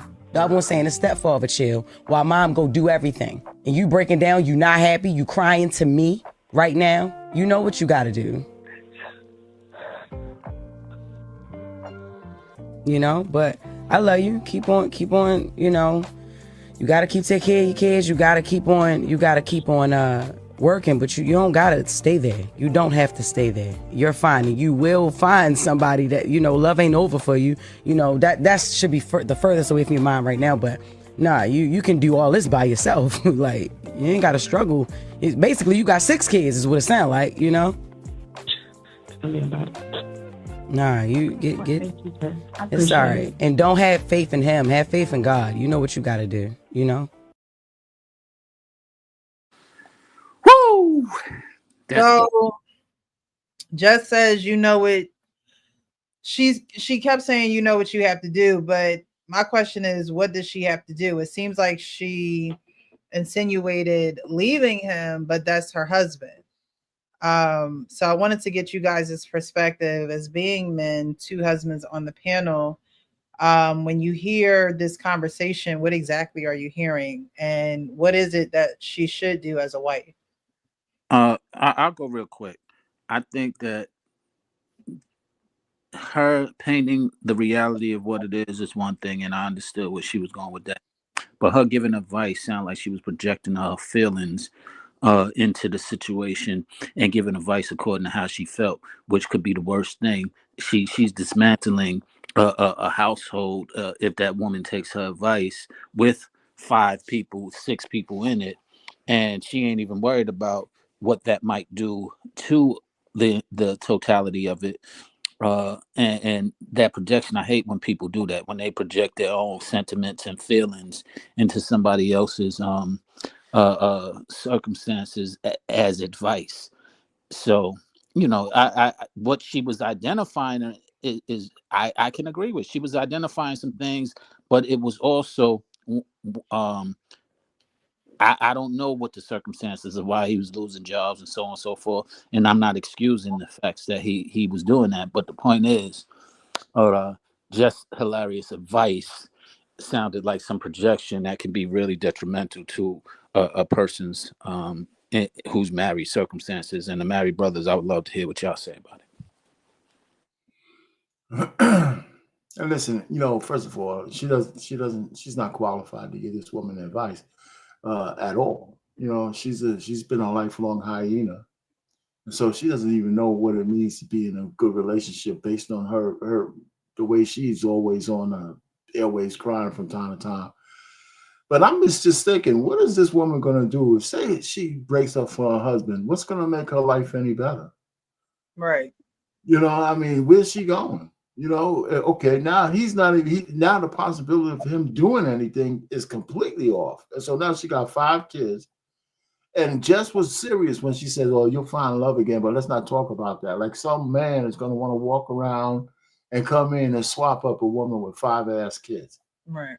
Now, again, it's another story of a woman choosing a guy to be with that shouldn't have any children at all, you know, probably. And if he can't keep a steady job, that means that he's probably one of those guys in the lower rung of the socioeconomic scale where his job is what they call those kind of jobs that come and go. It's like, you know, there's no security in the jobs that he gets. It's probably not even his fault, right? He's a handyman here or a serviceman there. And when people want to cut back, those are the first kind of jobs they go. So, I mean, but I just think Jess herself, every time I see her, I dislike what she says. So I'm biased. I don't think she gives good advice at all. I don't think she's particularly some kind of woman that would be on the higher end of a Richter scale where you need to take some advice from. Matter of fact, she does a disservice just by being on the radio, by putting out her shit in the airwaves. So I'm just saying, there's another bad advice to a woman the first thing she should say, why don't you guys, you take your husband, go get some counseling and do something, talk to somebody, a married couple that might be able to help you, or somebody could help your husband see that you need him, something like that. But all the rest of it was just bad advice, because this woman might take her advice, you know, and I don't see how that makes her life better. Do better all by yourself. That's, you know how many. I'm gonna end it here. That do better all by yourself has probably destroyed and hurt more black women than anybody else. Yeah, because it's not true. It's a lie. It's a lie. Yeah, and this is all YouTube talking points. Single women keep women single. This is typical of what it is. Now, is she looking at the fact that, okay, she has 5 children. Now, financially, they doing okay. Because 5 children in daycare, I don't know the ages of them. I would assume, you know, if it's 5, maybe 7, maybe 1 or 2 are going to school. You're looking at least $4 or $5, almost $5,000 for daycare. Now, if he had a job and he was working, maybe when they had no children or whatever, I don't know the time frame, but him being at home is not a bad thing. However, this is where the immaturity sometimes show up in men. A lot of men don't know how to play house with their own house. You know, if his wife is bringing in the bread, what would be wrong with him? Now, if he's engaging with his children and they're, you know, on task emotionally, psychologically, academically, then he's doing great. But if he's just sitting around playing video games and she coming home, the kids has done wrecked the house, what kids do, you know, dishes ain't washed, the food ain't ready to be cooked, even, you know what I'm saying? If he ain't doing that type of stuff, then it's, I would look at least having a conversation with somebody who's more qualified than a woman who's never been married. She's shown that she's had relationships. She's speaking from the rhetoric of sisters who tell a sister, girl, you can do bad all by yourself. And that, like Arpain said, man, that's been the feminist ideology for the past 50 years. And now you're looking at 5 children. 5 children. That's just, hey, brother, listen, for advice for you, you make sure that if she ever wants to leave you, you make sure that you file for full custody of all your children. You make her leave the house. You don't leave. You just get your ass a job, figure it out. You make it figure it out. And get your child support from her too. Because she gonna come after that shit from you since she's making that bag and you're not good enough. But this is just unfortunate that women like her who are not qualified are telling women who are already in a position and wanting 4 sisters to be in, girl, get back out here in the streets. You know what I'm saying? You gonna get ran through like me. F them kids. F your kids. So this is just what they do, and it's unfortunate. She should be trying to have a conversation with somebody who's more qualified than a woman who has it. And listen, a woman like that, if you listen to her and you won't listen to a man, then you're gonna get everything you deserve when you get back out on them streets, because the streets. You know what? She said one thing that would make the only thing she made sense. Why the hell are you still having babies with this dude? Right. Yeah, and that was it. That was it. Why the hell are you still doing that? That was, and she said that up front. So I said, "Oh shit, Jess might be saying something I like." Yeah, I thought so too. It went all downhill after that, you know. In the Hudson River. That's the one thing she said. Is, what the hell are you having all these babies for? This guy's a loser. But who can say he's a loser? He's a stay-at-home dad. He's a loser for He's not a stay-at-home dad, man. And that's why I was gonna tell you. I was gonna tell you, Coach, man. I'm normally we be lockstep. We be lockstep, Coach. We'll disagree on much, man. But look, I gotta disagree with you right now, man. Especially one part that you said. I believe that you know, the parent that can provide the best lifestyle for not just, I'm talking about school, like education, like all that, like, you know what I'm saying, should definitely, you know, be the primary parent. And that's just is what that is. That's my perspective on that. But at the end of the day, yeah, he can't figure it out in his marriage. He can't figure it out when he got it. So she the breadwinner. He can't figure it out while he has somebody bringing in money for him to be able to find a stable job, stable employment, stable this. And so now he's going to go be the one to go try to get full custody of his kids and figure it out. You got help. You know what I'm saying? Like at the end of the day, like that, first of all, that's tough. You know what I'm saying? I agree that she definitely shouldn't have had 5 kids. Like if she had one and he couldn't keep it together and she, you know, they had 2, it's like, okay, well, all right, we done. Like until you can find some stable, some stability, some stable work. We both were doing our thing here. And even if she was the main provider and he had a part-time job or he was doing, you know, handyman work or whatever, like, because you can always find handyman work like that. That's one of the easiest things to do. If you any type of community that you live in, like the community that I live in, when something happened, they posted on the community Facebook. Hey man, yo, I need somebody to hang up my ring lights. I need somebody to I got a new such and such. I need somebody to come. Is anybody in the neighborhood an electrician? I need this check. That's the easiest shit to do. You know what I'm saying? As far as being able to bring in some extra money into the crib, because people are always needing something fixed. And so all I'm saying is, man, now I don't like to tell people to leave and do all of that because, you know, I'm not married and all that, but so it's tough for me to tell a married woman or, you know, to just walk out of the relationship. She has 5 children also, but I also agree with, and I'm not saying that he is a child. I'm saying that she's taking care of 6 people by herself, basically. Like that is a wild situation. Like to me, that's just a wild situation.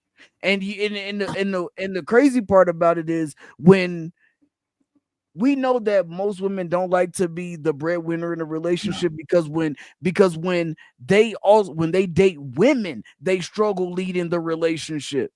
They struggle being the man in the relationship. You know what I'm saying? When they date women, they struggle.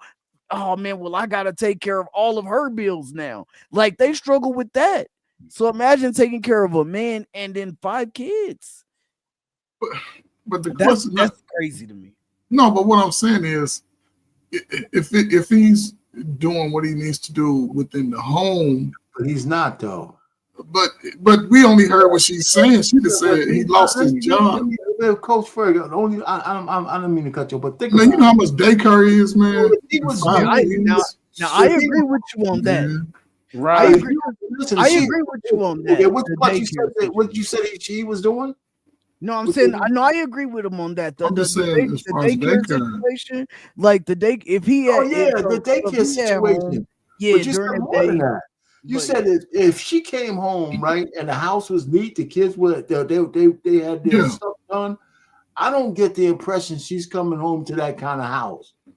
I think she's coming home to the dirty house with the dishes and him playing PlayStation and the kids screaming and yelling. And after a hard days of work, she got to put it all back together that night. She was crying just talking about the situation.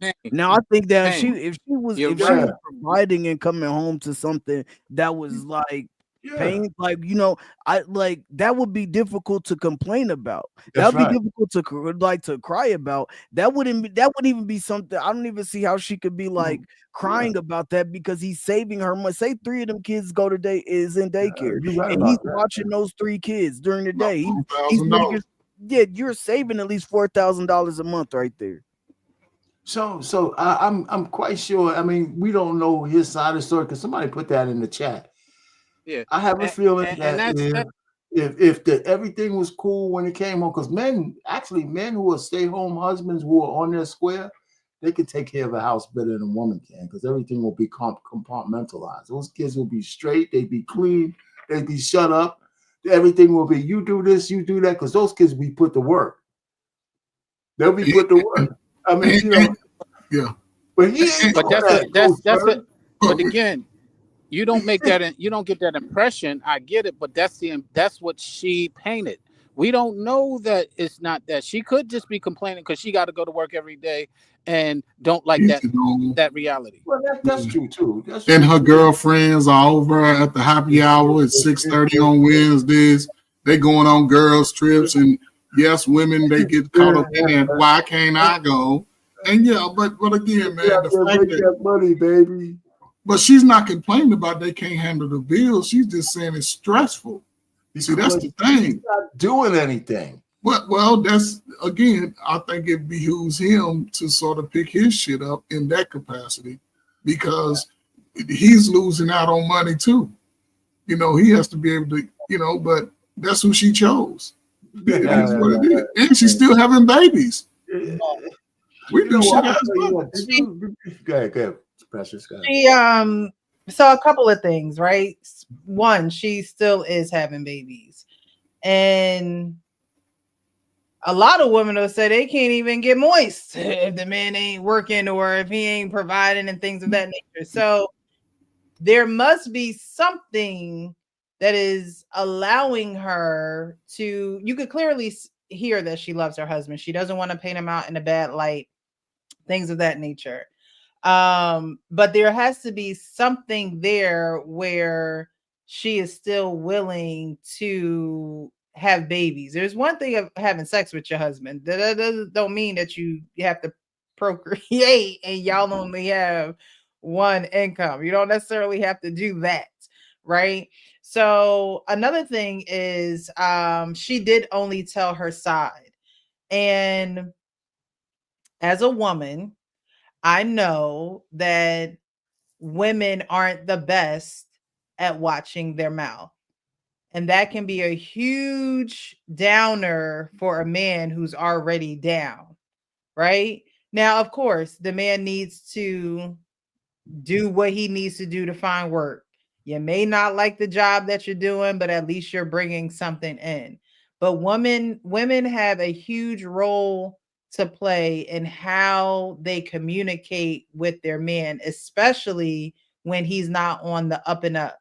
And because they are married, it's in her best interest to watch how she communicates with him, because that can be a driving factor of him not being motivated to go out there and get a job. Because a man who is motivated and getting poured into and things of that nature is going to do any and everything that he has to do to make sure that his family is good, which means that he also knows that he has to bring in some income to take care of 6 people.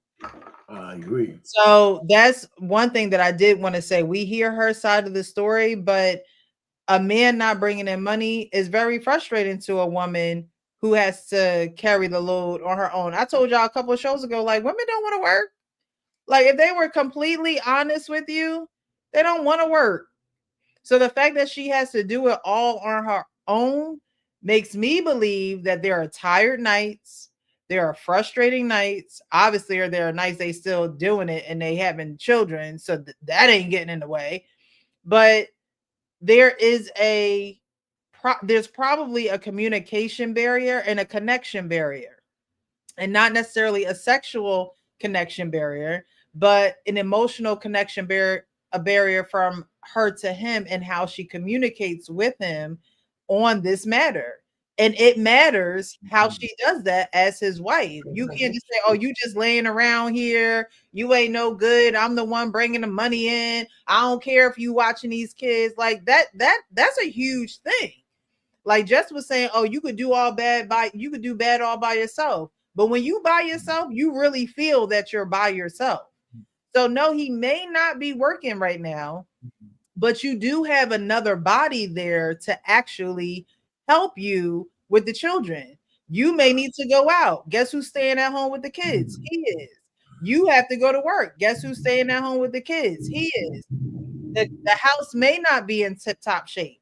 The dishes may not be washed. But again, women don't understand the role that they play in being able to move a man the way that you need him to move, the way that you need him to move for the family, not just for you, but for the whole family.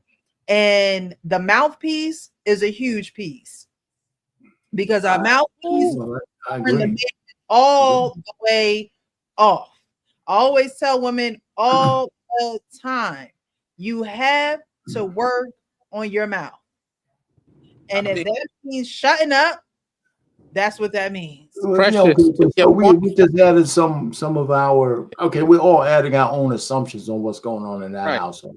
So she could be saying those bad things. I just get the feeling the guy's a bum. But go ahead, Sean. What I was gonna say is, Precious, you said a lot, and that's when I'm going back to Just Hilarious. Watch your mouth. STF. Because that you're not adding, and you can do all by yourself. Okay, you ain't been by yourself with 5 kids. That's gonna be something. How you gonna go to work when you got 5 kids? Your job ain't gonna be affordable at that point. That you're bringing home all this money and struggling, and now you got even further struggle. So that advice that she's given, just go by yourself. Right? She never asked her. So what is it that you're doing that's helping to encourage him? Like y'all are a team. Like when you're married, you're a team. It's not just, oh, you need to go find a job, and like, no, she can't go on the interviews for him. No, but at the end of the day, what is it that you're doing to actually assist him and help him? Right? When you're on the basketball court, somebody got to throw you the ball in order for you to make it. Yeah, but that kind of advice would never come from Just Hilarious. If that lady was talking to you, she would have got better advice. But I couldn't see Just Hilarious even saying anything like that. You know why? Because Just Hilarious has had to do it on her own. And when you have to do it on your own and you're bitter about that, that's what you're going to spew out. You're going to spew out, oh, well, you could do that all by yourself. You could do, mind you, this woman is in a marriage. She's in a unit where you have to work together as a team. That's the mentality that you have to have. That like there is no other mentality. There is no other way. She's pretty much. I agree with you 100%. All I'm just saying is that she's talking to the wrong person. I mean, and so the only contrast I was making is the kind of advice she needed is the kind that you're giving right now. Yeah, that's what you need to hear. I think that just and I can't even say that I can fix the mess. Like, you know what I mean? Yeah, but that's better than her telling her to leave. Man. Yeah, right. Right. I'm not gonna say, oh, you need to leave him, because at the end of the day, that is her husband. Now, whether he was that way when she married him or not, y'all got these kids together. Y'all kept having these kids together. And so y'all need to come up with a plan. I would like to talk to the guy though. If I had a chance to talk to her husband, I would say, listen, man, in this situation, if you can't find a job, then you be the best house husband you could possibly be. Y'all have that conversation and say, this is what we're gonna do. Yo, Robert Platinum, bro. What do you mean? What is she complaining about? Like, what? Did we hear the same story? I'm not saying that her story was 100% accurate. I'm not saying that she, that she shouldn't have chosen whatever, because we don't know the whole situation. But what we do know is, yeah, she's taking care of 6 people. And from the way that it sounds like he's a bum. It does not sound like he's adding value to the household. That's what it sounds like. So if he is adding value to the relationship, adding value to the marriage, adding value to the household, then no, she wouldn't have a reason to complain in that situation. But if I'm taking care of 6 people by myself and you're not adding any type of value to the household, any type of value to the relationship, yes, you're right, she married him. We're not disputing that. We're talking about now. That's very true. Like, we don't know all that. We're going on the picture that she painted. Right, and that's what I said. I said the way that she made it sound, even though she tried to protect him. So like she tried to protect him, and it still sounded like the I don't guy think is a she tried to bum. protect him. I think she tried to protect the fact that she didn't want to leave the marriage, and No, just she said Hilarious was leaning I towards that. don't want to talk bad about my husband. That is, she said I don't want to talk Okay, bad I'm about my sorry. husband. You're right. You're right. Then you're right. Right. So if she did not want to talk bad about, she could have got on there and been like, yo, he a dirt bag. I don't like, he ain't never had she didn't treat him like that. So like if she would have came off like that, then I would be like, yeah, she chose them. She don't got nothing to complain about. But the fact that she tried to actually like protect her husband gives me the case that where it give me the feeling where she's just like, damn, like I'm tired. Like I've been trying. Like I want to stay with my husband, but damn, like that's how it came off to me. I hear that, but at the same time, we're not giving grace to these as both said. Why are you continuing to have children? And her, no, yeah, I get that. I give that. That's so why it I doesn't. said that It doesn't always. It doesn't lay out to me exactly like it sounded. But even no, though she did kind of protect her husband, but I still don't get the fact that But he Sean, just, we know though the bums, the niggas that be at home, they got nothing but time to lay pipe. Like literally, bro, you got nothing but time to lay pipe. You not putting energy into nothing else. That's been something that has been the thing for a very long time. How many women say he didn't take care of his other 5 kids, but I had a kid by him? I thought I was gonna be the one to change him. Another bum. Look, I'm dead ass, bro. And I'm not a Mr. Let Go fan, but what he say, Pookie pickers. You know what I'm saying? Like literally, bro, how many women will do that? Dudes who don't got no job, lay on your couch all day, pipe you down all night. I agree with what you're saying. I just don't know. I want to hear more of the information before making those assumptions. That's his wife. So yeah, she's gonna give him the access. Yeah. We're not talking about somebody just randomly off the street. Right. But to the point, I think I'm more frustrated with the advice Jess Hilarious was given and how she was projecting her own feelings into the scenario, which is very vital and vulnerable situation that she could have just made that woman get into a worse circumstance, because you could do it all by yourself. By yourself is not what you've been doing. Even if he is the Pookie picker, he's still there. He did marry you, which is not the same thing as those other guys that you was just referring to who didn't get married and is not at the house. So it's hard for me to just understand. It feels like she's very overwhelmed, and I get that. It sounds like she's very disappointed in having to bear the responsibilities as long as she can. But it doesn't sound like he's out on the street all the time without the children. It doesn't sound like he didn't marry her and he was just fathering kids, bastard kids, for the lack of better words. So there's certain things that's just not adding up, and our feelings about all those Pookie pickers and bum cats, it gets in the way of us being able to be subjective sometimes. Well, the one thing we do know is that she's frustrated, right? Because she called in. Hey, listen, Precious Joe, you guys, if you ever follow Trigger Mike on his Instagram, he put out a thing about the order of things: God, man, woman, and child. I don't know if you saw that, Precious. I don't think so. The premise of it was this: that if you follow the natural order of things, if you're not religious, it's man, woman, and child. He said men give grace downward, right? He said if the man is in charge, you can give grace to the wife, the kid, the community, and everybody else. And think nothing of it. That's just his charge in life. to serve people around him, serve his family. He says a woman, since she's below the man, will give grace to other women and the children. But if she has to give grace upwards, she can't do that without getting resentful. Well, that's what I'm saying. Like, so that was the way he said it was real eloquent. Without getting, somehow she's going to start resenting having to give grace to the man above her. Right. And when I tell women to watch their mouth, that's part of that grace, right? Because at the end of the day, that's still your husband. And to take it further, you know, there are some things that, and if you're going to marry under God, you better depend on him, right? So there are some things where you're going to have to go to God for your husband, with your husband, right? And so a lot of these things are missing in relationships because people just think that they could just do everything in their own strength. And that is just simply not the truth.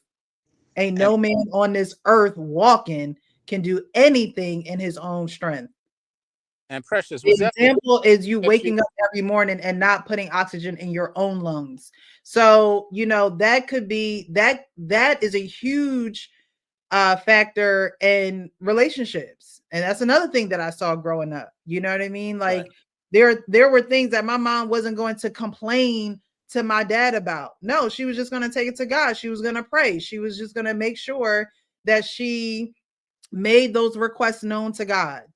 Because at the end of the day, it is God, man, woman, and children. And there are things that there are going to be things that your husband may not be capable of, or he's not up to par on, or he's not, you know, completing things at the capacity that you feel as though he can be. But there are things that in God's strength that he will be able to do. But you have to be, again, you have to have that servant heart. You have, as a woman, you have to have that servant heart. It can't just be passed down to the children. It has to be something that you are constantly in communication with God with to be able to do for your husband. Period. Precious, was that one of the things that you was referring to that you didn't like? You said there was one thing that she said when she said, and don't put God in, don't say something about God at the end. Was that what she was referring to? That just hilarious said?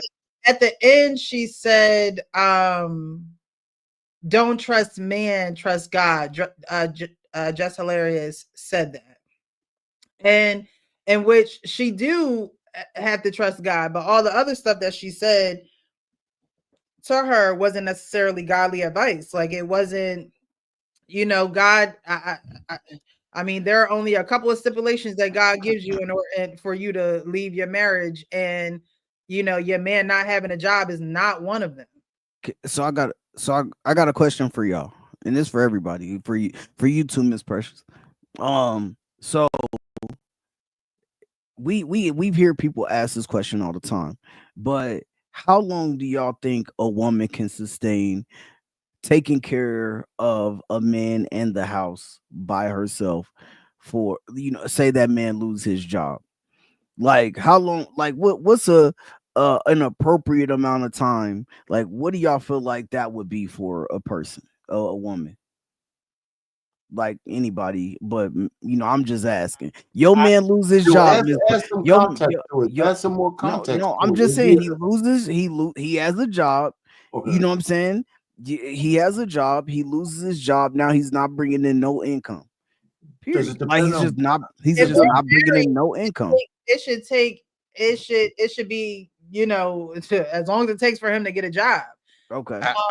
My thing is women aren't built for that.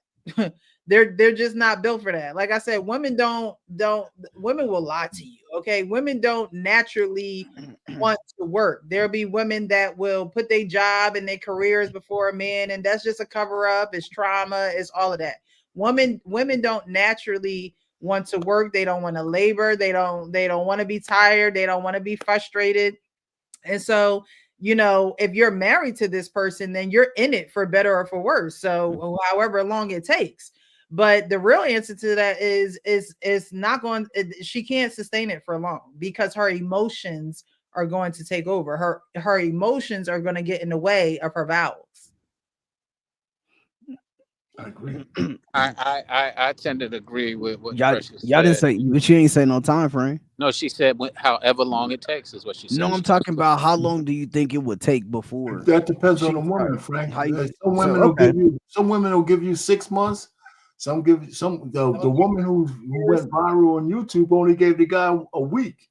Yeah, I remember that. Yeah. So, but I mean, if it's a good marriage, she give you, even if she gives you as long as it takes, you're gonna tell a difference in her personality towards you after a while. Right. She's gonna definitely gonna change. You know? It's gonna change. Mm-hmm. You know. So, hey, listen. I know full well. I mean, it's one of those kind of things that I'm glad I didn't have to face. But I'm still alive, so hopefully nothing, comes now. But I mean, I thought about that. I wanted to make sure, and that's why I think it's just a blessing that I'm here where I'm at, because my wife never had to put up with it. Yeah. But it was always in my mind that I had to do all of these things for the family.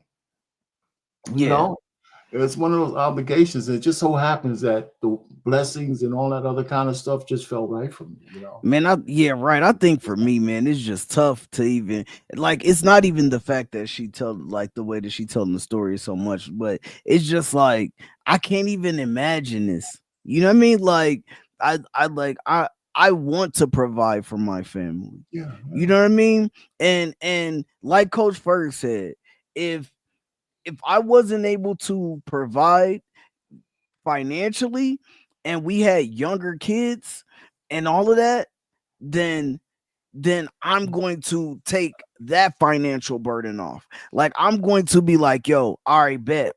Babe, you know what I'm saying? If you working during the day or whatever, I got the kids, like we not sending them no daycare. You know what I'm saying? I'm doing this, I'm doing that. You ain't listen, all this shit is taken care of. That way, when you get to the pad, all you got to do is chill.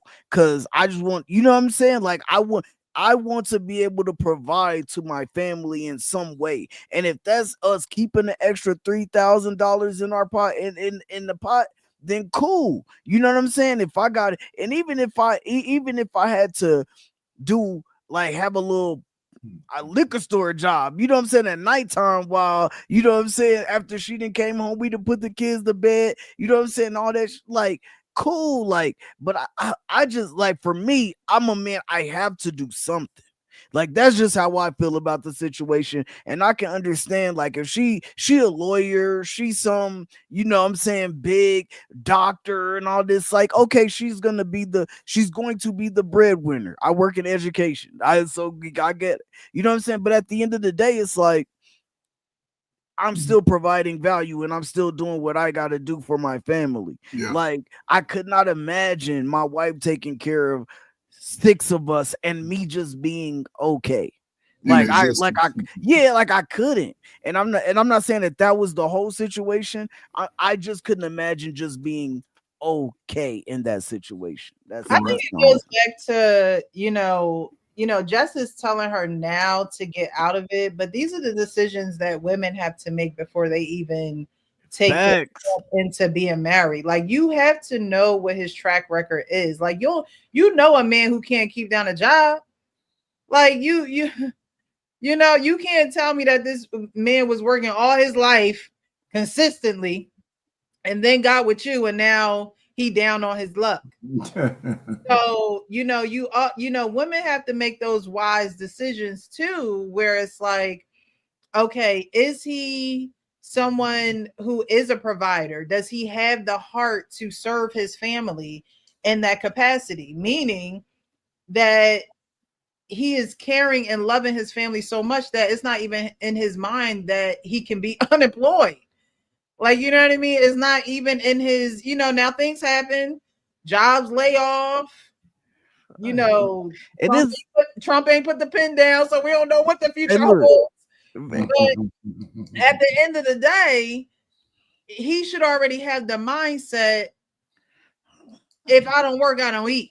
That's a mindset, right? And so, you can't get in it, then have 5 kids by him. Yeah. But just hilarious to fix your mess. Hey, Sean, you see how this conversation came back around? Hey, we was talking about how people be saying oh man, he was lying and he was no, if you knew he was not able to keep down the job, and this is what we were saying earlier, and I know what you were saying, so I agree. You had some valid points too, but I agree with that. But right now in this day and age, Robert Platinum, bro, you made a good point, so I'm gonna give you props for making a good point. It's so many things to do these days Literally, bro. It does not mean that you're gonna get monetized right away. It does not mean that, like, you know, it's so many things that you can do these days, man. You can show people how to fix shit. If you're a plumber, you can show, like, it's just so many things you can do. It's not even about YouTube, but if you work, I mean, if you are a handyman, you turn that into a little business. You start fixing people's shit on every day. Like, but it's just so much stuff to do, bro. No, it also, yes, he can do those things. But again, I will say, and I will always say, women do not understand the power that they have in order for their man to move, because maybe there are things that he can't see where she's like, yo, you're really good at this.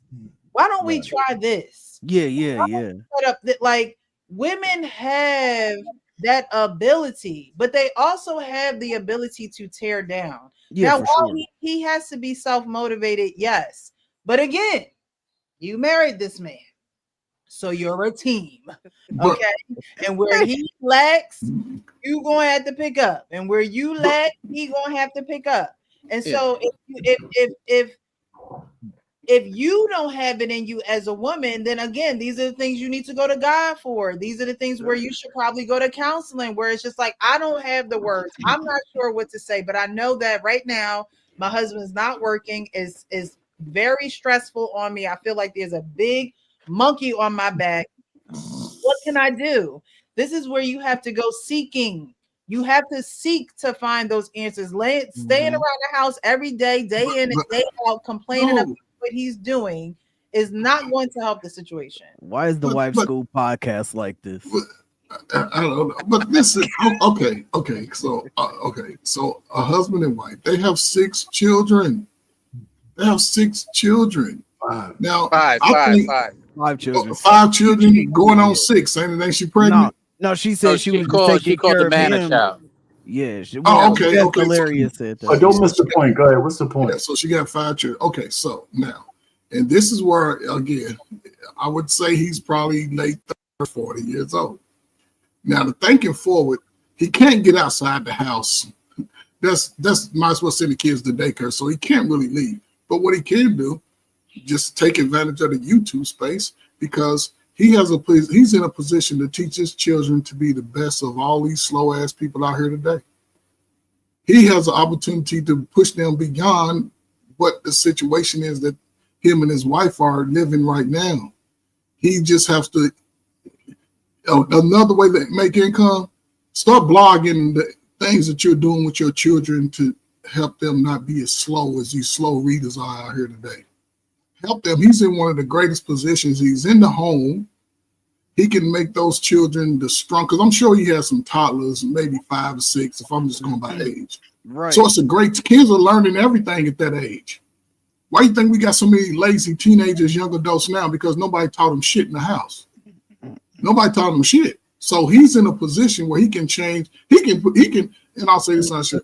If he focuses on making those children be better than what we see out here, those children can retire him and his wife at an early age. And you're right. And the point that I was making earlier is why I need more substance to the story is because who's to say that he's not, other than his wife right now, because she's frustrated. Well, she's not seeing the money. She don't want to keep spending all her money on the house. She's ready to go get us some wigs and some nails and some makeup. Right. And the thing is, if you think about it, let's just put another scenario that could be possible. She could be frustrated because also when she get home, the kids are vying for her attention when she wants to decompress. Yes. Well, so she decompressing enough. She got 5 kids. And that's the point. When she get home, some of what she's describing could be part of just her frustration on top of having to get home, and she's being pulled in different directions after coming home from work. But the thing is, we don't have enough substance. He could be doing all of those things, but she doesn't embrace it or doesn't, I guess, entertain it because she's focused on do is of the things that he could do also is say, when your mother comes home, leave her ass alone for a little while. That could I'm be a not part of disputing what that. you do. I agree with that. I just But kids might want their mom. They I, have the only their the mom. only my only my only Kids thing want is their my mom only happy too. my only thing is I've seen people have that dynamic where the woman is gone, like the woman is working and the man is home taking care of the stuff. And when he's taking care of what he has to take care of, like I never heard that woman complain. Like that's I just my agree. thing. Like I've I've seen that never too, heard but I've seen I've them just complain never as heard a well. woman. Yeah, I've never I get it. I mean, I get what you're saying. I just haven't heard a woman complain when a man is doing what he has to do to take a load off of her if she's taking the financial burden. That's And the what I'm one sharing thing with I you have. is I agree with you. I have seen where they haven't complained, and I've seen where they have. Gotcha. And that's what I'm referring to. That's what I'm relaying to you. Most times they will, because you know, taking on the bulk of the load is usually a masculine trait. Right, for I mean, sure. it is. So, you know, she's just naturally at this point probably operating in a masculine, state, and she's going to complain. She may not complain on on the internet, or she may cry on the internet, but she's complaining somewhere. But she needs to take that frustration and those complaints and go somewhere where she can make it constructive to actually help the family, because that complaining and worrying about what your husband can't do as opposed to what he can do is going to be harmful to the family. Like, again, you're a team. And so if you can't find ways to work with him, working against him is just not going to, because inevitably you're working against the children too. Children can tell when their mom is unhappy. They can tell when mom is tired. They can tell when mom is they can pick up on those things very easily. I mean, that child mother connection is very deep. So, the children definitely know her plight. They know what's going on. They can see what's going on. And, the way that she handles it definitely can make or break the family. Even though he's not working, the way that she handles it can definitely make or break. And this is her time to, build her up and work on her wifely duties, her womanly duties, her skills, her communication, her compassion, her nurturing. Like, those are all things that go into a man being the husband and the father and the family. Is so important. Like, that it just can't go unnoticed, and it can't go unturned, because those things are very, very, very important. And if the woman in your life, the person that you married, is putting you down, complaining, not here to kind of brainstorm with you and things of that nature, it could just really just send you down a downward spiral, honestly. I agree with that. I agree with I think she's also looking for a way out, because they've been married long enough, right? And I'm sure she knows some other married people, older married people, or if not, you go to the professional. You go into a woman who's single, and she's like she's trying to throw the Bible in there at the end, believe in God, but you just gave all this ungodly information. It makes no sense. So I think she just went to the wrong person to get advice from, and it goes to show how we just don't communicate enough. Sometimes you just got to stay up all night to get this out. Like, what is it that ain't working? Because if I'm coming home to a raggedy ass house and you've been here all day, to me, that man lacked something. But again, she's still giving up that monkey though. So, right. So if she come out of it, she gonna be traumatized by that. Because now, if you got your kids, now your baby mama, just Larry's giving her bad advice, you can find no, you pregnant, so you out for a whole nother year. Now he's, you know what I'm saying? And the guy, he'll probably elevate soon as she leave him. He'll do everything that she's complaining about. But I think she needs to have a conversation and have those consistent conversations. But this is an opportunity for him to change the whole game, though. But yeah, I think they definitely need a third party, because this is just bigger than her. It's bigger than him, you know. So they definitely need someone to come in and do some mediation with them while they go through this, because that's a lot of married couples do split up, divorce, separate, because of issues like this. And you know, I think Sean was saying it earlier, like, you know, why did we get together in the first place? Why do we love each other? Like, you need to go back to the basics. You know how they say go back to the basics? Like, you got to go back to the basics. But it's bigger than just, oh, he's not working and let me call the Breakfast Club. Girl, you need to be on the line with a therapist or a counselor or someone that can actually give you some constructive advice to put some action plans into place where you can, you know, he needs to be in a network of men who have resources and things of that nature. So, you know, it's bigger than calling the Breakfast Club. Honestly, she should have never did that, because her husband knows her voice. And again, the wife has a huge part to play when things like this happen, because we all know that when a man ain't making money, you know, his pride is down, his ego is down. Like, there's so many things that are going on in his head, and the wife can be a make or break, you know, a make or break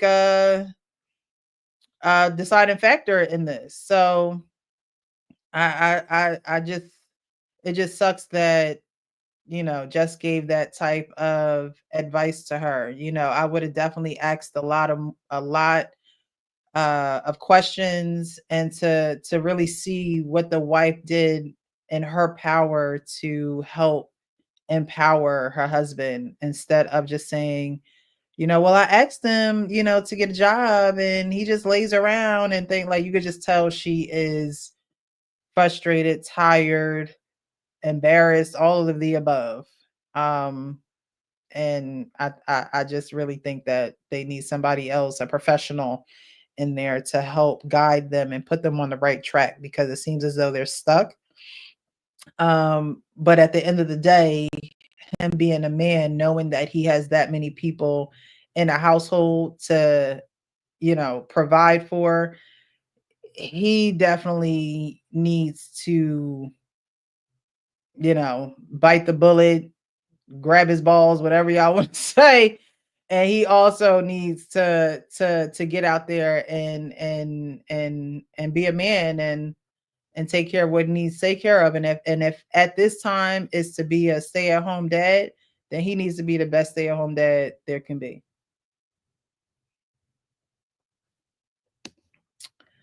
All right. Thank you for those who are watching. I appreciate the likes on Facebook. Guys, if you haven't, definitely hit the like button, subscribe to the channel, and stay with us for the ride. So we have one more video that we're going to get into, and then we're going to get out of here. Dang, it's 1 o'clock already. Sheesh.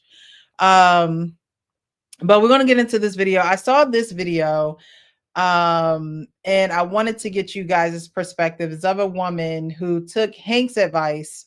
Now, if you've been on this channel long enough, y'all know what Hank say. Y'all going to pick it up as soon as the lady say it. Okay.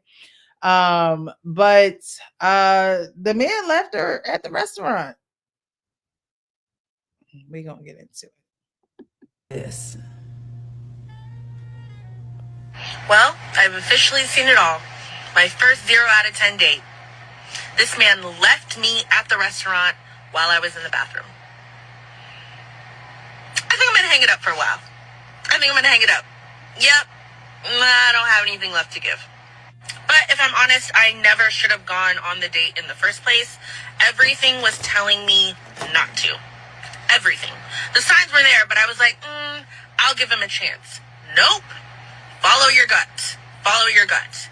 Everything was going fine. This guy and I had been talking for like 3 or 4 days. He asked me out to dinner for this weekend, today. Chose a cute little Cuban spot, made the plans, we figured out the time, all that jazz. He doesn't live here in Charlotte. It was about an hour and a half outside of Charlotte, so he drove in and got a hotel for the night. Where the problem started is he texted me this. I read that and I was like, oh. So the text said something about her staying at his house. Absolutely not. So I responded with this. And she pretty much says she don't do sleepovers. You got her effed up. And ever since that point, the vibes just turned in our conversation. But it was the day of the date, within like a few hours of it. So I had the decision to make of like, do I cancel this because it's kind of going left, or do I just go? He was apologetic because I guess he felt like I misunderstood what he was saying, but I personally feel like I knew exactly what he was saying. He thought this was going to be something that it wasn't. So he shows up, Hollister hoodie, jeans, no reservation, barely speaks on the date. It's so awkward. I'm so uncomfortable for the entire thing. I just order my food, quickly eat a little bit of it, put it in a to-go box. We barely speak for the majority of the dinner. Barely. We just watch the live music. Then I decide to go to the bathroom, and when I come back, I'm going to ask him if he's ready to go. By the time I go and come back, I'm in the bathroom for maybe 2 minutes.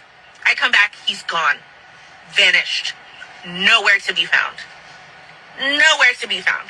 Granted, the date was over. He had already paid for the check, but I just think this is like, it's really something. Like, he could not even say, like, hey, I think I'm going to call it a night. Thanks so much for your time. Not even that. Because I called him on his bullshit. I called him on his bullshit. And he had a bad attitude. Men. Oh, and the most embarrassing part wasn't even this guy leaving. It was the walk of shame out of the restaurant with the waitresses saying, lo siento. Well, I've officially seen it all. Okay, and I'm going to say this, and I'm going to be real raw, and I'm going to be real matter of fact, because she came up with a follow-up video exposing him being a pastor, and you get all of the thousands of comments from girls that are in agreement with her. And here's the problem that I have. She said she called him out on his bullshit. There was no bullshit. Right. Men are always clear about what it is that they want.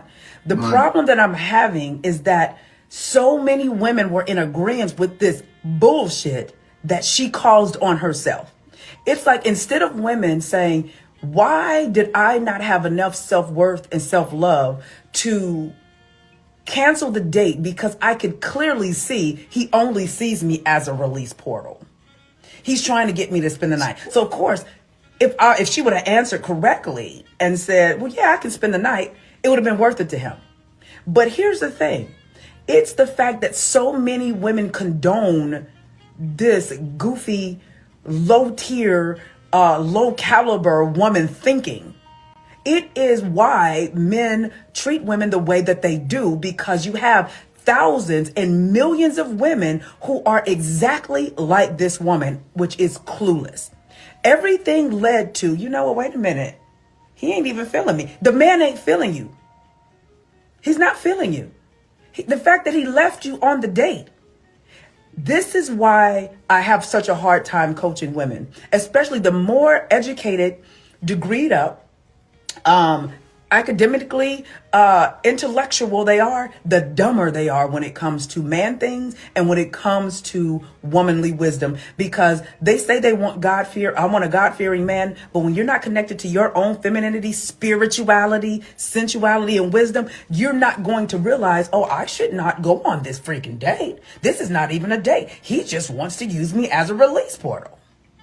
It was desperate perfume she is wearing. And I bet she's very smart. I bet she has a good job and a nice home. And I bet she has pretty decent credit. And I bet, she's educated and dumb as shit when it comes to men. This is why it's so hard for women to get what they want in this world when it comes to men because they're missing the key component, which is self-love, which is knowing what you deserve, and which is knowing how to use your femininity mixed with your spirituality.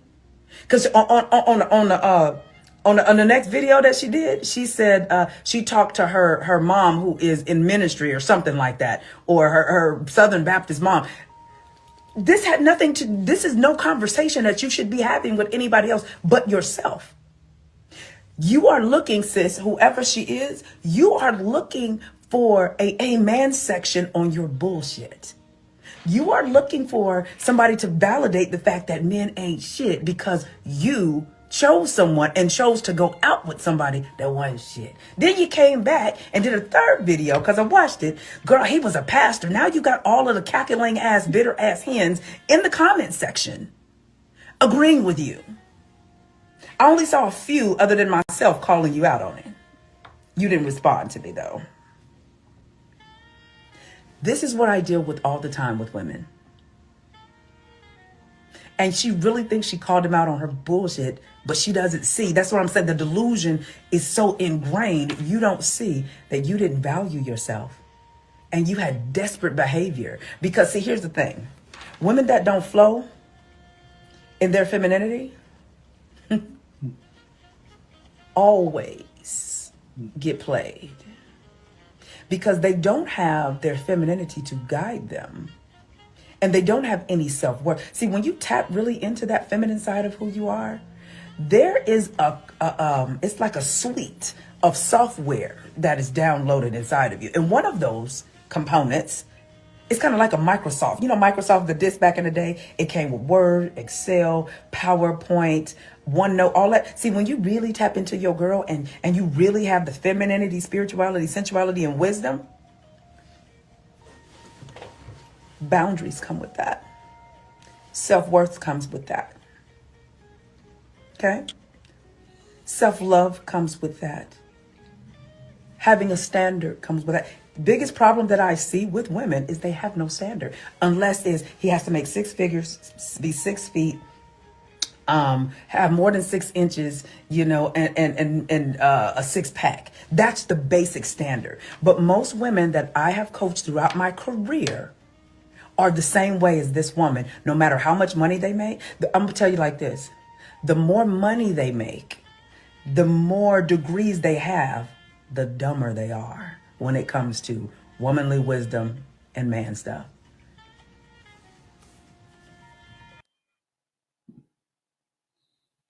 The longer she talked, the more I got frustrated with her. You know, I think, you know, I hear, you know, about the lady, she's right. About the dude, listen, if you knew that the dude wanted to get laid, the dude's mistake was once he got that response from her, he should have called off the date himself. You know, he shouldn't have went to the date if he was going to be miserable. I have a problem with this so-called dating coach because I know she's lying. As soon as she sees the man she wants, she's letting him bust her down just like any other woman. You know, it's just all bullshit. She talked a little bit too much. I agree with her about some of the women who have education, they don't know nothing about men. But, you know, then she talked a little bit too much. She just kept going. What did she say that was wrong though? No. Well, because she talked long enough for me to try to evaluate her. Right, because she started saying shit like when a woman's in her femininity, you got standards and all that. We all know women throw that shit out for the right guy. They all do, not all, but most of them do. You don't think? I'm looking at her and I'm saying, you trying to tell me that she never gave nobody no ass unless it was completely right? I don't believe that. No, I mean, but she didn't say that though. But I think that, but that's just but I don't know. I think that she's critiquing this other woman, right? Frank, I'm gonna let you go. She's critiquing this other woman, and her critique of that woman could be correct, but she kept talking. And she kept making statements that were more general than just this woman. All general women who have education, this and that, don't know standards. They have to have the four things she kept mentioning. But she's going off of women that she's coaching. So if she's going off of women that she's coaching and she's saying that the women that, like, based off of my experience when I'm coaching women, the women who are more degreed up, the women who are making more money, they just seem to be the worst ones. Like, how could, like, what I didn't say she was wrong on that, Frank. I said if she would have just left it at that, I would have just agreed. But she kept talking. She talked long enough for me to say, well, what kind of woman are you? And that's something we don't know. That's what I'm trying to say. She says she got all these other standards, but I'm saying she's in the, unless she's married. If she's married, then I'll shut up. But if she's out there, she likes men. I think she's not a lesbian. So how does she get down? Right? They have to follow some kind of criteria or what? She's got to be excited. She's got to be attracted to them. And they got to come correct. And if they come correct enough, do all of this shit that she just talked about, that's still on the table? Or she's got a couple of guys she bust down because he was just the right guy at the right time? So I believe, so I'm not saying she's wrong about the other lady. I think I didn't like her calling the guy he was full of shit. How she know he was full of shit? He tried to get some ass like all men do. That doesn't make him a bad guy. So what April Mason was pretty much saying is, if that's what if the woman, if he was straightforward, right? He was like, spend the night. The message was really blurry, even just looking at it. But he was alluding to the fact, like, you can stay here, and the girl picked up on that right away. Right. She said no. Leaving it there, she begrudgingly went on this date, with him.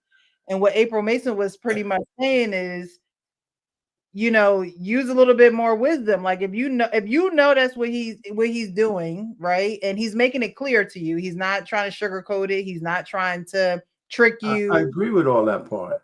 I mean, the guy is going to still go on the date in hopes that she might change her mind. Well, I'm saying the guy should have, once he found out she wasn't going to play, he should have called off the date. Right, but he should have called off the date. That's what I know we're talking about the woman, but he should have called off the date. Right, as opposed to being a miserable guy when he's there. Men do still think that they're going to get lucky. Men going to push it to the limit every chance they get. They should say no. They should not go on a date. They should have self-control. But that's the growth men need. Men are still going to try to see that he could still get what he wants. That's just the nature of a man. That's just the nature of a man. Y'all still going to push it to the limit to see if y'all want. And in the end, if you don't get it, he's going to leave you at the restaurant, or he's not going to talk to you no more. But women got to shut it down. She has to shut that down. A man ain't going. A man. There's very few men who have good standards. There's very few that have good, moral standards. I agree with that too. I agree with that too. There's very few. Okay, men ain't shutting nothing down if it got two legs and a hole in the middle. Okay, they're just not going to do it. You talking to me? I'm famous for that. He got to that restaurant. He realized that she ain't nothing like he thought she was. That wig was over her eyebrows and shit. He realized she wasn't all that. He paid for the dinner. Then he bounced. I mean, is he wrong? Yeah. Is he right? Well, he paid for the dinner, so that's but what I'm saying is, listen, he already knew what was up with her. But sometimes, guys, we know. Listen, when guys say we can come to the crib, we just throwing our fishing rod out. See if you bite that shit. Right. We ain't gonna be, because I'm sure he had a backup. I'm sure he had a backup plan, but maybe not. Yeah, I mean, but on that date is listen, he left her. Now, what again? I've done that same shit sometimes. You ain't nothing like you left said. you left a woman at the Man, yes, you don't talk to me crazy and think I'm just gonna know. Goodbye. And I ain't pay for the dinner. I ain't do none of that shit. Go to the bathroom. Yep, I'm gonna be done drove off by the time you back. But anyway, just in this situation from that, women, most women try to save face though. They don't want to look bad and read up regardless of whatever situation it is. The fact that she's made 3 videos, then she started to get to a space where she's almost just like go break defamation of character. She got worse and worse and worse just because I'm telling you, guys are visual. A woman pull up, you pretend to be. It ain't nothing wrong with him leaving. Maybe he could have said, you know what, this ain't gonna work out. Let's go ahead and break out soon as she got back. But he ain't even want to have nothing to do with her. She probably ain't talked to him since. So now she's like, where he at?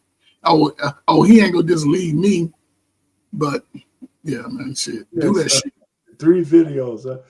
I mean, I've seen April Mason before talking that shit, man. Maybe I'm biased. You're on mute, Frank. I'm about to say, I think she married to a dude that they live here. Okay. But they live up in Fort Collins, but it's like 3 hours away and shit. But she's been around for a while though. But yeah, I think she was married to the singer Carl Thomas too before or something like that. Okay. But she got a nice rack, that's for sure. Yeah, man. She a hot man. Yeah, I don't know, man. I don't know. I don't even know. I don't even know where to. I don't even know. Start taking from the top, man. I don't even know where to begin, bro. Like, damn. Let's see what happened.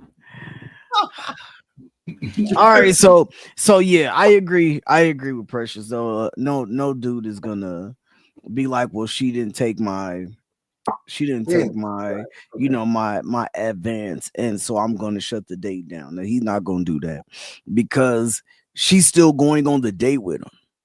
So if she's still going on a date with him, it's like, man, well, maybe by the end of the night, you feel me? You know what I'm saying? But then when he got there, he like, oh, okay, this shit's still not happening either. Like, all right, well, look, now I'm gonna just sit back, like, you know what I mean? Like, we go eat, you know what I mean? I'm gonna eat slow as shit, you know what I mean? Like, cause I'm hoping you change your mind. By the time I get done with my chicken, you know what I'm saying? She had time. So he was doing all that, and you had time to take pictures of your food. Like, that was the first thing I thought about. Like, you see how she didn't put, hey, you see she didn't put him in the, you see she didn't put him in the photo either. Hey, no, she did take a picture of that food. She took a picture of the food. She ain't right. No, but yeah, funny. I mean, I do feel like I mean, maybe I don't know if she was just getting back out there, whatever the case may be. It does come off a little you can't have it both ways. Like, it does seem a little desperate, but you can't have it both ways. Like, you can't have it to where, oh, like, he was just this and all of this, but then, like, you know, I still decided to go out with him, and I still was on that date, and I ate, and we had a good, and he paid for it. Like, everything that you did, you know, from the time that you accepted that date, you knew what that man wanted. That man wanted them yams. He told you from the jump, look, I want you to spend a night. Bring your spend a night bag. Yeah. Right. Can I get to the yams? Facts. Like, he let you know from the jump. And you know what I'm saying? I would just say that, like, the thing, I will address the standards part. Like, if she really felt like she had these so high standards, she would have said, yo, you kind of came at me the wrong way. Like, I appreciate the date offer, but you know, I'm a respectfully decline. Like, if your standards was really where you said they were, like, then that's what you would have done. You wouldn't have read the message and been like, damn, he just want to smash, but I'm gonna go on this date. Right. You know what I'm saying? Like, that's real life. I mean, now maybe she was, trying to be like the girl who was broke and getting ready to get put out, and she went on 6 dates a week just so she can have food. So she can have food. She said, well, she went on 3 dates a day for 6 days out of the week for 3 weeks so she could have food. Like, you know what I'm saying? And she said it was a girl that went viral for that. Yeah, and she said she ate a little bit, then got a doggy bag. Nigga, we in the middle of this date. If you don't eat that shit, right? If you don't eat that, you done already shut the date down by putting that shit in the doggy bag. What the hell? Like, so my whole thing is like, was she going there to see if there was any chemistry? You know what I'm saying? Like, what was your real motivation to go on a date? It was to get a free meal. Yeah. Yeah. But knowing his intentions, so then try to make him seem like a bad dude. Like, okay, yeah, you're right. Yeah, so you're right. Crazy. So April Mason was right on the other thing about that's why the dating market is so messed up, right? As opposed to ladies just saying, hey man, I know what you want, and I'm not willing to give it to you. Right. I mean, so I think there's 2 alternatives though. I would say, I told my daughter, I said, listen, if you want to go on a date with a guy, you know what he wants. She said, yeah. I said, listen, I mean, if you like somebody and you want to go on a date, I said, just tell them up front, we're not going to have sex. We can go Dutch. Mm-hmm. Right. If you just want to hang out, we can hang out that way. I pay my way, you pay yours. So there's no hint of obligation. Because every man take you out, like you said, Pressure. We want the yam. Yeah, facts. And but you know what gets me is the same thing about the girls who do the flew out thing. This is the same thing, but just on a smaller scale. The girls who get flown out by athletes, by rappers, entertainers, comedians, and then get there and be like, well, I flew out on my period, so he knew he would. No, he did not know he was not getting none, because he wouldn't have flew you out on your period. Like, nobody is wasting all that time, all that money. Nobody. And I seen a girl today talking about I told him that the flight was $880 and he sent me $880. He could have sent me $1,000. No, I sent you the price of the ticket. And then she was like, and I got there, and then he was being a creep because he tried to put his hand between. You knew why you flew out. And this is why the shit be bugging me out, because girls be wanting that treatment. Like, you be wanting to get flown out sometimes, like, from these dudes, knowing these dudes are flying girls in and out. And then, Frank, let me ask you something on that point. Is it her fault for trying to trick this guy? Or is that guy for not really being clear? Just sending her the money. No. The guy shouldn't the guy say, listen, if I'm paying for all of this stuff, I'm on some ass. Whatever. Should he say it upright? Most of the time that they could, but most of the time that shit's implied. No. Like, it is. Well, it is implied, right? It's implied all the time. But I'm saying that would it make a difference if the guy told a lady, listen, I'm not playing no games. If you accept my ticket and you come out here in the hotel room and all that, we're gonna have sex. She has a choice to make now, right? She has to say no if she's not gonna do it. Right. All right. But if she goes out there anyway, then he made it clear. So she can't say this horse shit that she didn't know. Yeah. Yeah. I think it's too many. It's too many videos. It's too many.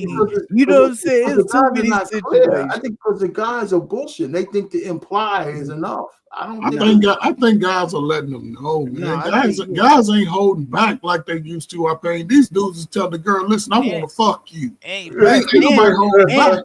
Facts, and not only that, normally it's not like a DM and then she's out there the next day. Like, it's normally like a DM. We talk for like a week, and then I fly you out like the next week or 2 weeks. You know what I'm saying? Like, that's normally what it's like. So she already knows from that time, you know what I'm saying? Now, I mean, I'm sure there could be cases where a dude jump in the Instagram model page and just be like, yo, I got a ticket if you want it. And she'll be like, bet. You know what I'm saying? But they know. They know when they get flown out, bro, that they are going to be getting tossed up and down that motherfucker. Yeah, Ran all through. But most things, listen, even though, like, because you know, I used to get flued out, as they say. I used to get flued out. Right? You had a WNBA player? No, man, no, it was just hardworking women, man, that wanted to see me in person. And listen, I would say out of the, I'm gonna give it a just a round down number. I ain't gonna say it's more or less. I'm just gonna say 10, right? Out of those 10 times, about 3 of them, once I got there, the whole dynamic about that changed. 2 times it was me saying, you know what, I don't know about this. So I just play along and go out to eat and have great conversation. But I wasn't, and I never pushed up on a woman. Yeah. To be intimate. She had to come grab me. Now it was on, because I was never hard up for no ass. But there was a time when I remember I was like, yeah, I'm feeling this little chick. She was looking at me like, well, you know, we can't do nothing. I ain't know shit. but I wasn't tripping off of it. I just took it as an L, like, you know what? Yeah. Shit happens. But even in meeting women, I'm just saying though, you know, I think sometimes, yeah, but I think sometimes, man, sometimes, listen, women like they want us to look good too. And if you look just good enough, you ain't really got to spend no money on her. She gonna be like, look, we ain't got to let's get some wings. I know it's a little wing spot around the corner. We can go back to what we gonna do and handle it like it. But it just comes down to looks.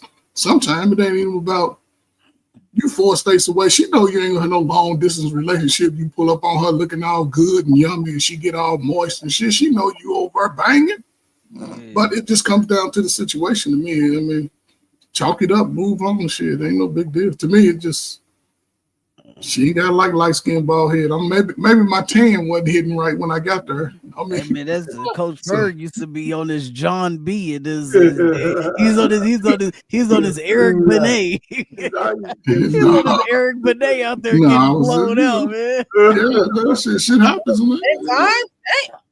Hey, I ain't complaining. I just I sat over there, had a great time, man. A couple of days, came on back, man. Shit. But no big deal, man. Well, if she didn't give you none, did you talk to her again? I might talk to her for about a week and a half. Nah, I mean, but it wasn't. But it really wasn't. But after, you know, what was there to, you know, I could have been a good friend to talk about. Wasn't much to talk about. No, I mean, she could have told me, because I was gonna meet another woman. And what was I? Yeah, I met somebody. You know, we can talk on weekends. No, it was like it's over. And if she met a guy, I wasn't gonna be like, "Oh, you talking to somebody, man? I'm glad you found somebody. I'm glad you found what you was looking for." So the end goal was coochie. If listen, that wasn't the end goal. Yeah, if I was getting flued out, that was in the middle. I met her. I talked to her. Now I get in her face. We spending days in each other's face, you know, because the conversations lead up to that. Then I'm there. Now you can either accept me or deny me. So you know, Craig, you ain't gotta lie. Well, you know what it is when I get there. Once I get there, you know what it is. She flew you out, so you know what it was when you got there. That was my expectation. Expectation. You wasn't gonna do her; she was gonna do you. Well, however, I was gonna accept it, and she was gonna do me. I just wasn't gonna force that shit. I never cried in the car in white school. They was crying in the car. Hey, Precious, you be flying them out? No. No. Or don't. Yeah,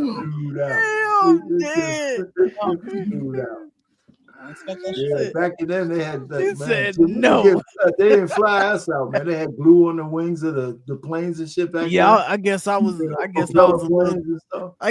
little too chocolate, man. I wasn't light skinned. I wasn't getting it didn't have nothing to do with light skin, man. It's just how I used to talk to her. I just talk, man. I wasn't expecting nothing. And see, one thing I'm just saying in my dating scene, I never talked about sex. Oh, yeah. I never talked. I just let them know, listen, don't even get me wound up if you don't want to handle. Don't even insinuate nothing. Don't give me none of that. And then they wait, Coach, did you say that if you don't want the hammer? Did you say that to them? No. Well, I didn't listen. I didn't use that word. I didn't use that word, but I'm using a YouTube word. I was just saying because that's listen. I didn't come out there for nothing. You want the hammer? I think that shit would work though, Fur. It worked. It worked. I'm trying to tell you. You ain't coming out there for nothing. But why the coochie got to be the something? Like why? Because that's what's gonna keep us connected over those phone calls. I need something to keep me connected over the phone calls. I'm like, no, you pull Precious. Listen, they pull up on me. They got because they always came looking, with that body. They came with that little something that's gonna show it off. Now, I got the room. We got the room. So that's it. It's on and cracking. Now we might go out to eat, go out a little dance because I like to boogie a little bit when I was, I like to shake and see what she's shaking with. And it was all good after that. I wasn't forcing it. She knew. She wasn't going. Man, I had people pay for everything. I used to have to beg to pay for shit. Then I got everything.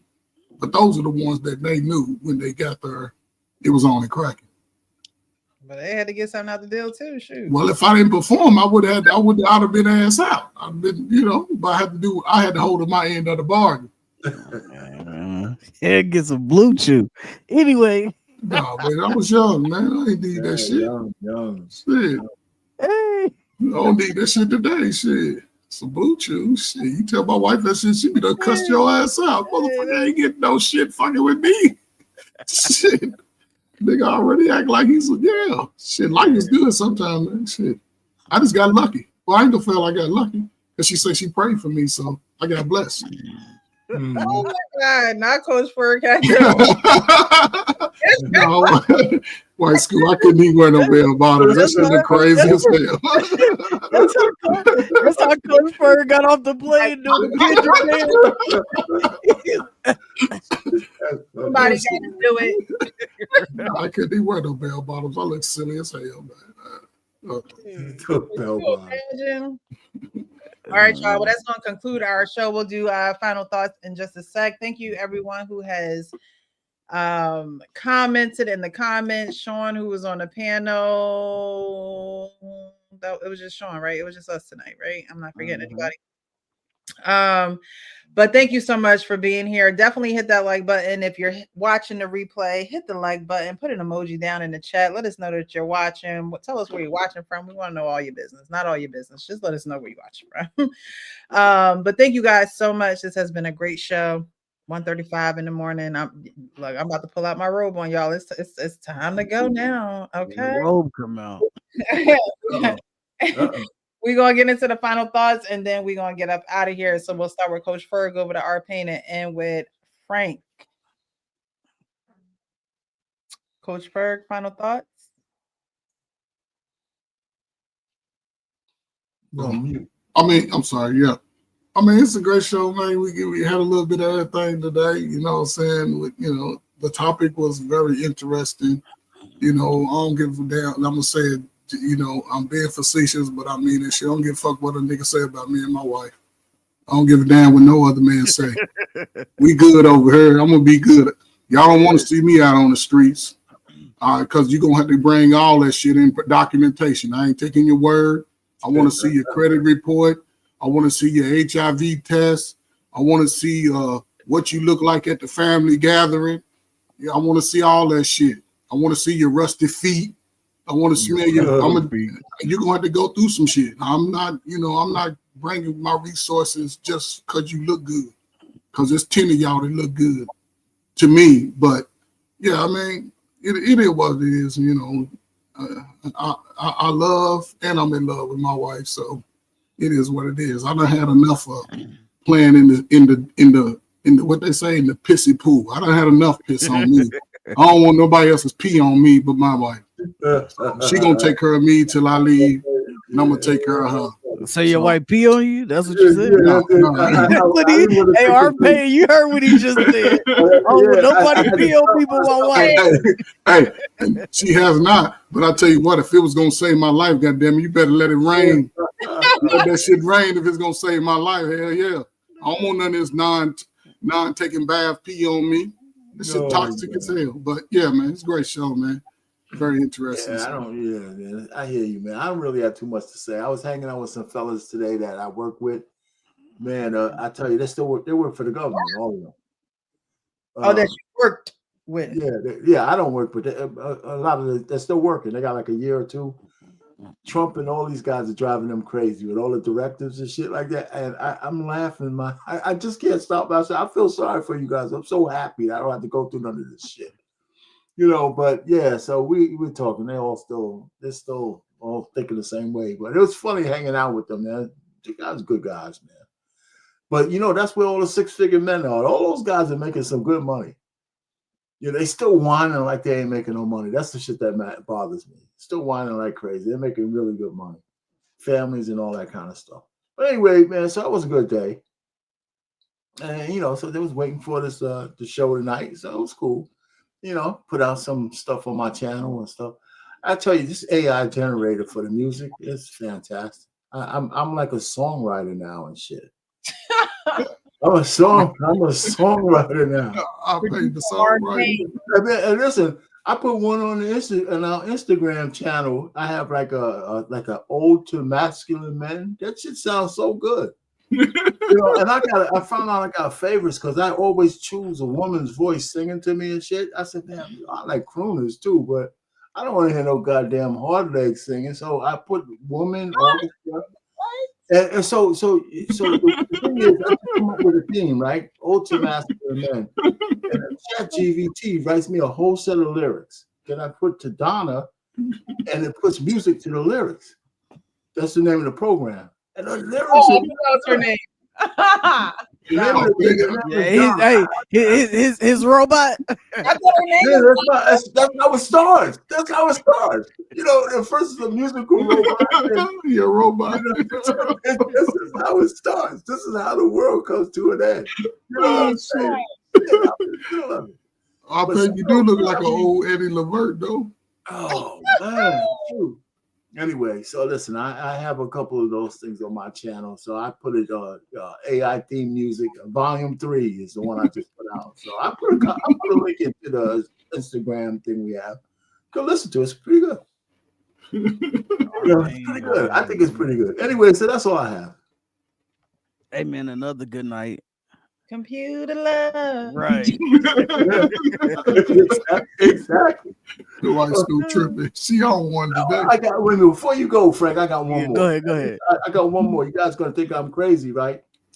JT, we were talking. I don't know if you were there, Ferg, when JT said something about that he was talking about 304s. He was calling them hoes.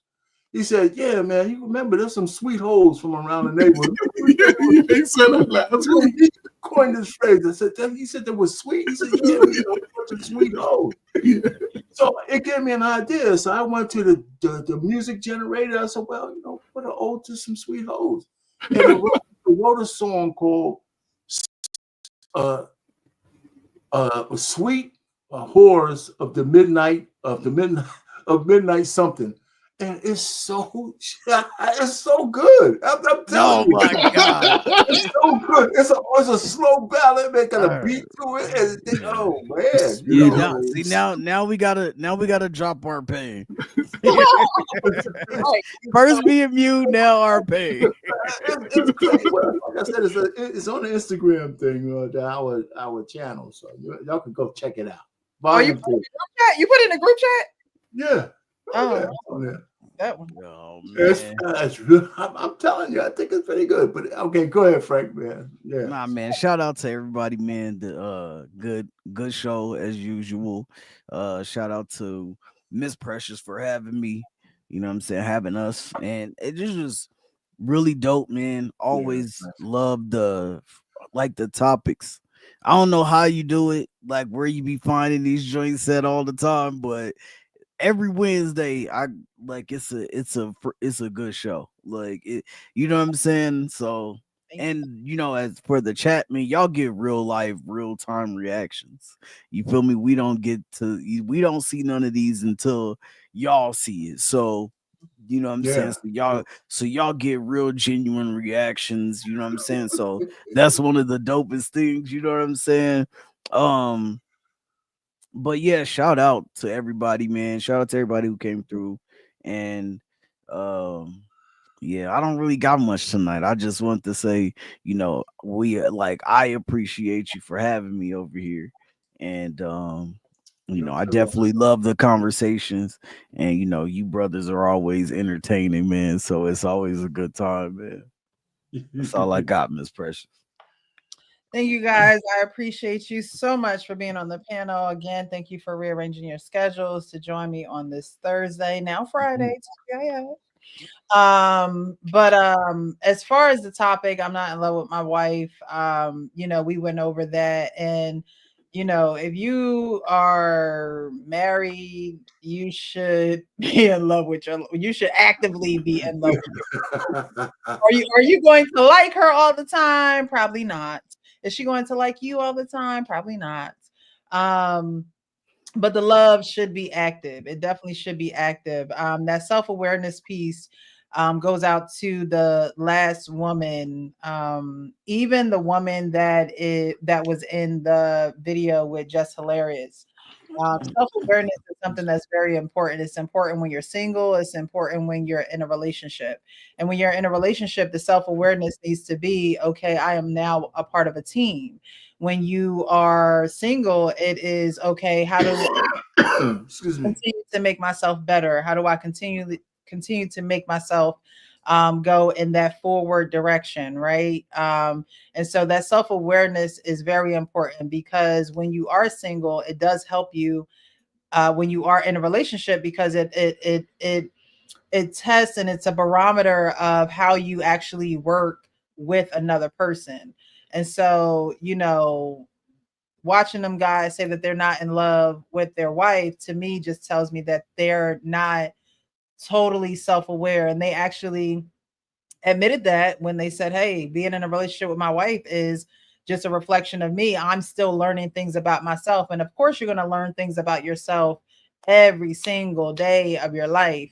But there should be principles and beliefs that you stand strong and firm on, so that the things that you are learning about yourself are not detriments to the relationship. They're not things that are going to hinder the relationship. If anything, it should help the relationship, being that you are learning new things about yourself. But self-awareness is so important. And I think that's something that, we don't necessarily talk about enough. Even the woman in the April Mason video, if she had enough self-awareness, then she would have said, and it's self-love, all that good stuff that April Mason was saying. If she had those things, she would know, you know what, I'm gonna just have to let this one down softly. Like, there's been guys where I'm just like, I'm sorry, it was nice meeting you, but I'm not looking to get to know you any further. And that's all you got to say. I think that's a lot of times women just don't know how to either say no or let guys down pain-free. You know what I mean? It ain't always got to be a curse out. It ain't always got to be a situation where you calling people out of their names, or you got to belittle them, or you got to take it to a level where they don't want to talk to you ever again. There's a saying where I forget who said it or who quoted it, but leave people better off than when you found them, right? So if I'm letting you down softly, I'm not going to necessarily put you down. I'm not going to shame you. I'm not going to do any of that. If I can't leave you better than what I found you, then you're just going to be left the same way you found me. Like, so, self-awareness is very, very important. And like I said, when you're single, it's very important because it allows you to build the actual self-awareness to be in a relationship. And so, testing those things out don't necessarily have to be on a love interest or someone that you're interested in. It could be with your friends. It could be with your family. It can be with your coworkers. Those things can be tested out daily with people that you ain't trying to hump on. So test them out, be self-aware, and change the things that you need to change. And the things that you can't change, don't stress over. Just pray about it. I think people stress too much and pray too less. Like we ain't strong enough for everything that happened down here on earth. And I'm sure enough ain't going to try and pretend like I am. There's just some things, it's above me now. It is above me now, and that's where it's going to stay, because I'm not going to worry about it, and I'm damn sure not going to lose sleep over it, because we all know that I like my sleep. So with that being said, be real with yourself so you can be real with everybody else, y'all. We out. We'll see you next week. Have a great day. Have a great weekend.